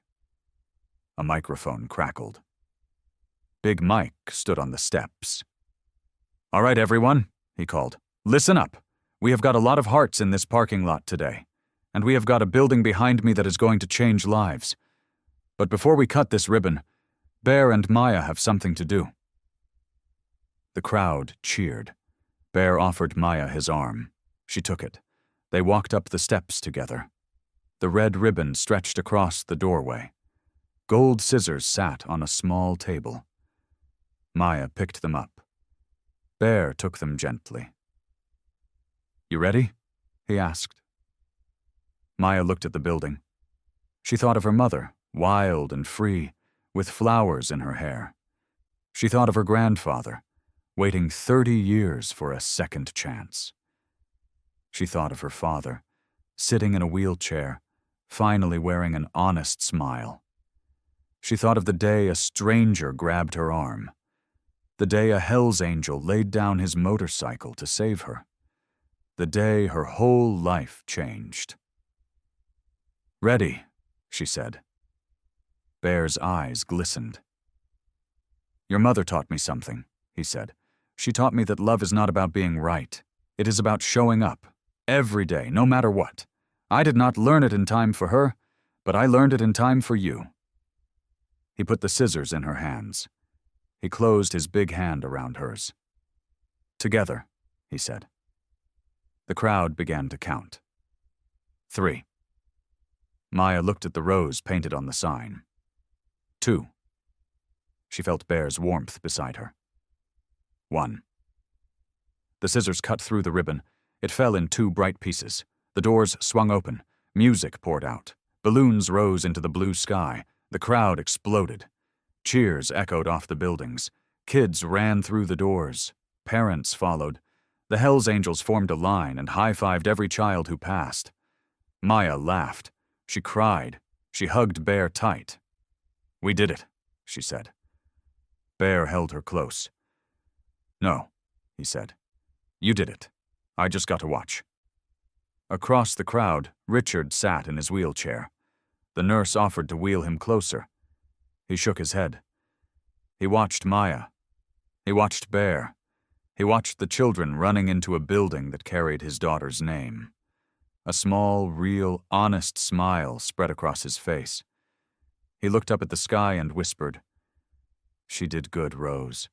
Our girl did good." The evening air was cool and sweet. The celebration at the youth center had been beautiful. But now the real party was moving. It was moving to the clubhouse, the place where Bear and his brothers called home. The clubhouse sat at the end of a gravel road. It was a big garage with a workshop attached. Bikes lined the walls. Tools hung on hooks. Photos covered every surface. The smell of coffee and engine oil filled the air. It was warm. It was rough. It was home. Maya walked through the door and stopped. The place looked different. Strings of lights hung from the ceiling. Long tables stretched across the floor. Flowers sat in jars. Tiny had cooked enough food to feed an army. The whole chapter was there. People laughed. Kids ran between the tables. Music played from an old speaker. Maya felt a hand on her arm. It was Big Mike. "Come with me, Rose," he said. "We have something for you." He led her to the center of the room. The music stopped. The laughter faded. Everyone turned to look. The club brothers formed a circle around her. Jack stood on her left. Razor stood on her right. Tiny stood behind her. Big Mike stepped back. Bear walked forward. He carried something in his hands. It was dark and heavy. It caught the light. A leather jacket. Bear held it up. The jacket was beautiful. Rich, dark leather. Clean stitching.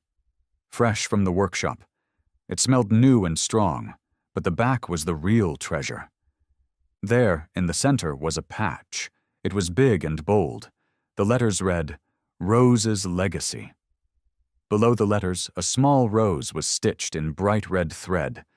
The petals were perfect. The stem was green. The leaves were delicate. It looked like it could bloom right off the leather. Maya's breath caught in her throat. "Bear," she whispered. "What is this?" Bear turned the jacket around.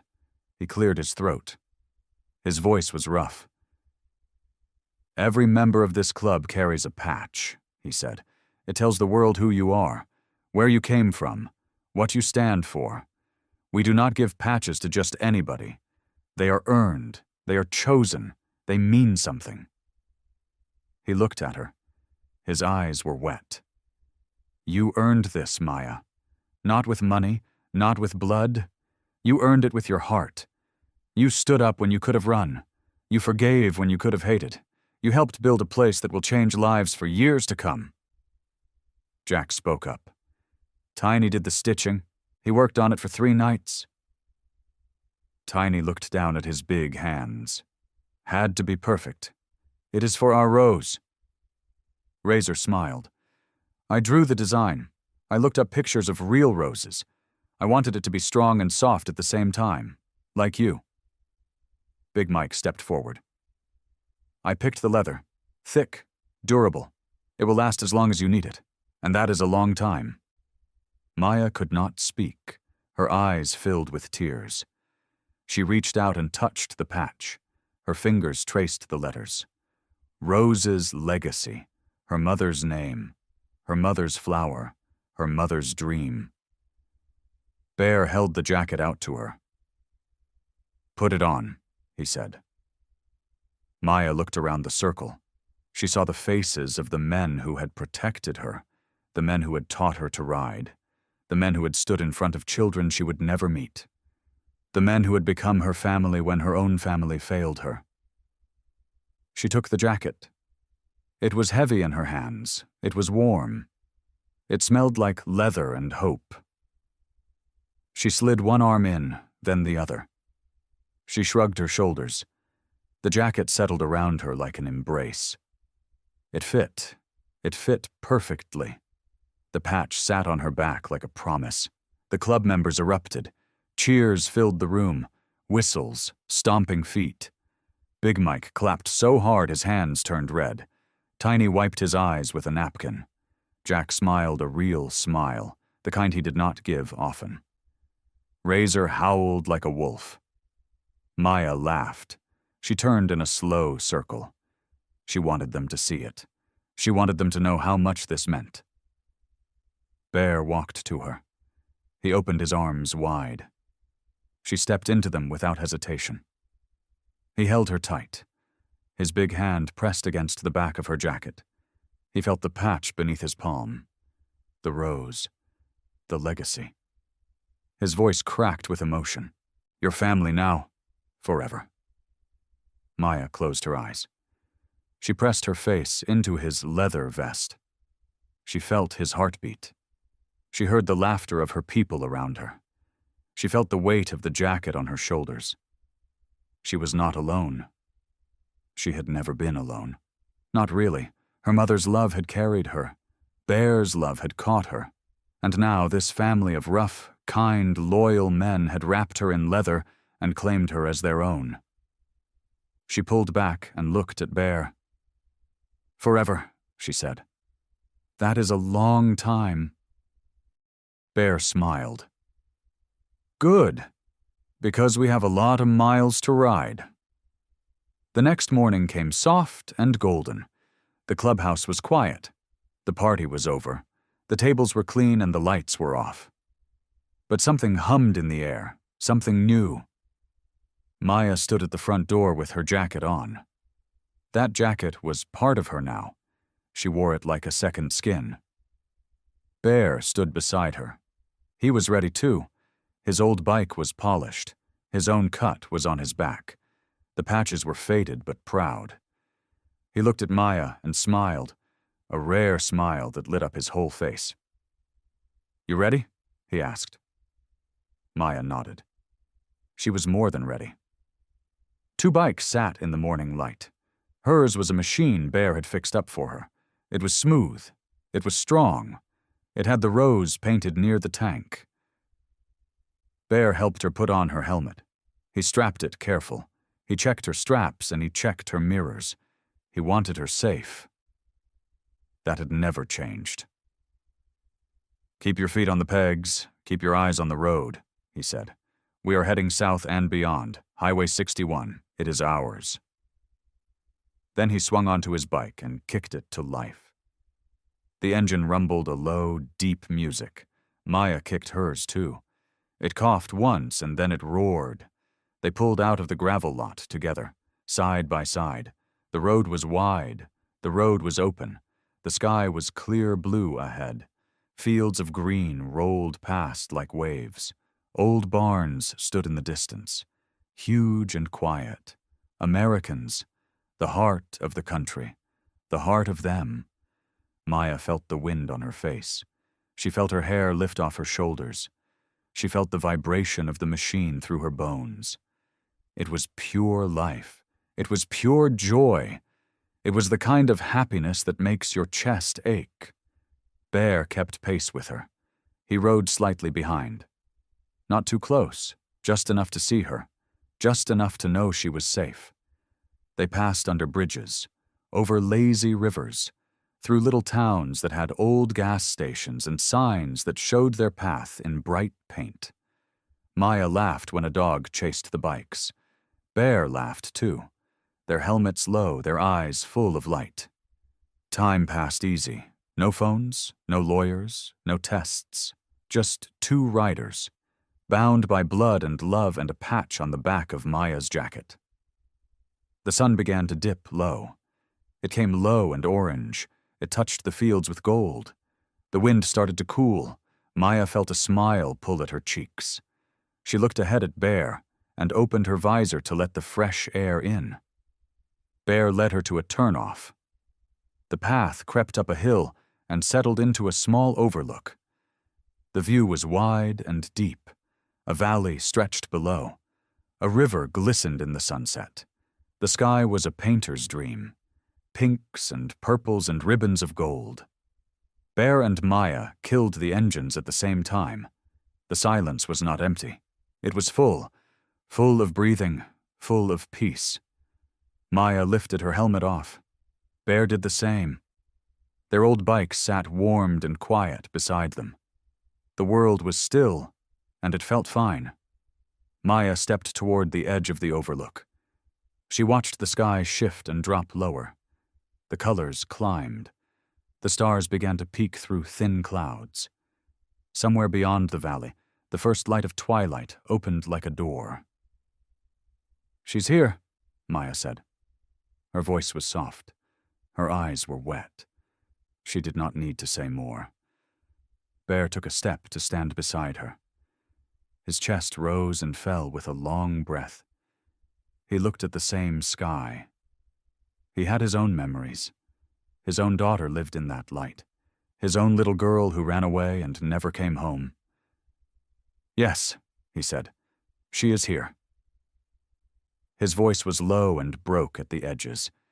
He did not hide it. He did not wipe the tear that rolled down his gray beard. He let it mark the moment. This was her, his daughter, all down the sky. Maya leaned her head against his arm.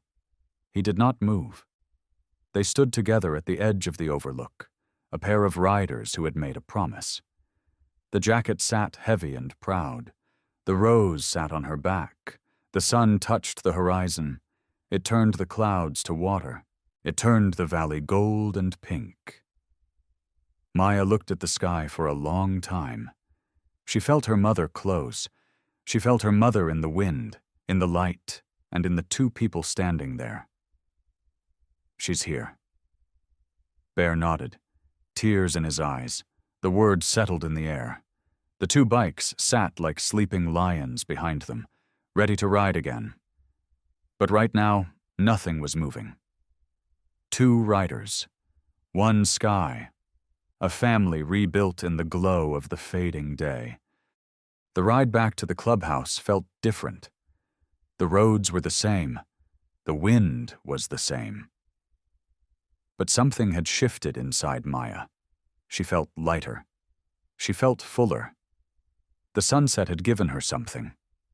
A peace she had been searching for her whole life. The clubhouse lights glowed warm through the trees as they rolled up the gravel drive. Bikes were lined up in neat rows. Jack, Razor, Tiny, and Big Mike stood by the door. They waved as Maya and Bear pulled in. Maya killed the engine and sat for a moment. The quiet hum of the cooling motor ticked in the air. She took off her helmet and ran a hand through her hair. The night air smelled like pine and wood smoke. Big Mike walked over and gave her a gentle clap on the shoulder. "You look different," he said. Maya smiled. "I feel different." Bear swung off his bike and stretched his back. He looked at the clubhouse and then at Maya. "Come on," he said. "There is something waiting inside." Maya followed him through the door. The room opened up before her and she stopped in her tracks. The long table was set. Plates and glasses lined both sides. Candles flickered in the center. The smell of roasted chicken and fresh bread filled the air. The brothers had cooked. They had cleaned. They had made everything beautiful. and at the far end of the table sat Richard. Maya froze. Her heart beat fast. She looked at Bear with wide eyes. Bear put a hand on her arm. "He called me this morning," he said. "He asked if he could come. He asked if he could try." Richard stood up slowly. He looked older than Maya remembered. His suit was gone. He wore a simple sweater, and his hands trembled slightly. He looked at Maya with soft eyes. "Maya," he said, his voice was shaky. "I have done terrible things. I have hurt you. I have tried to control you. I do not deserve to be here." He paused. He swallowed hard. "But I want to try. I want to learn. I want to be the kind of man who can sit at a table with his daughter and not ruin it." The room was silent. The brothers watched. Bear watched. Maya felt tears push at her eyes. She took a step forward. Then another. She walked the length of the table until she stood in front of Richard. He looked small now. Small and tired and human. Maya reached out and pulled out the chair beside him. "Sit down," she said. "Eat with us." Richard's face crumpled. He nodded and sat. Maya sat next to him. The brothers let out a collective breath and took their seats. The dinner began. Plates were passed. Stories were told. Jack told a funny story about a goat that ate his jacket. Razor corrected him loudly. Tiny brought out a pie he had baked himself. It smelled like cinnamon and apples. Maya laughed. She laughed until her stomach hurt. Richard listened. He did not talk much, but he nodded when the brothers shared their tales. He passed the bread when someone asked. He asked Maya about her ride. The words were simple. The effort was real. Bear sat at the head of the table. His eyes moved across the room. He saw his brothers. He saw his granddaughter. He saw the man who had once been his enemy, all of them here, all of them eating, all of them safe. When the plates were empty and the candles burned low, Bear stood up. He lifted his glass. The room fell quiet. Maya looked up at him, her grandfather, her family, the man who had thrown his body in front of a stranger and found his heart again. Bear looked around the table. His voice was low and full.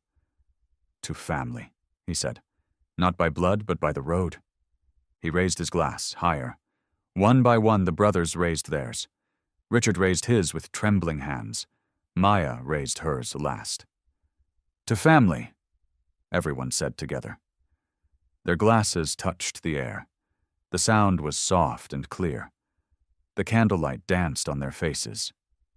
Maya looked around the table, at Big Mike with his dry smile, at Tiny with his pie crumbs on his shirt, at Jack and Razor and all the rest, at Richard, who nodded at her with wet eyes, at Bear, who held her gaze and smiled. She smiled back. She was home. I hope you like this story. Please share what's your favorite part of the story, and where in the world you are watching from. Have a wonderful day.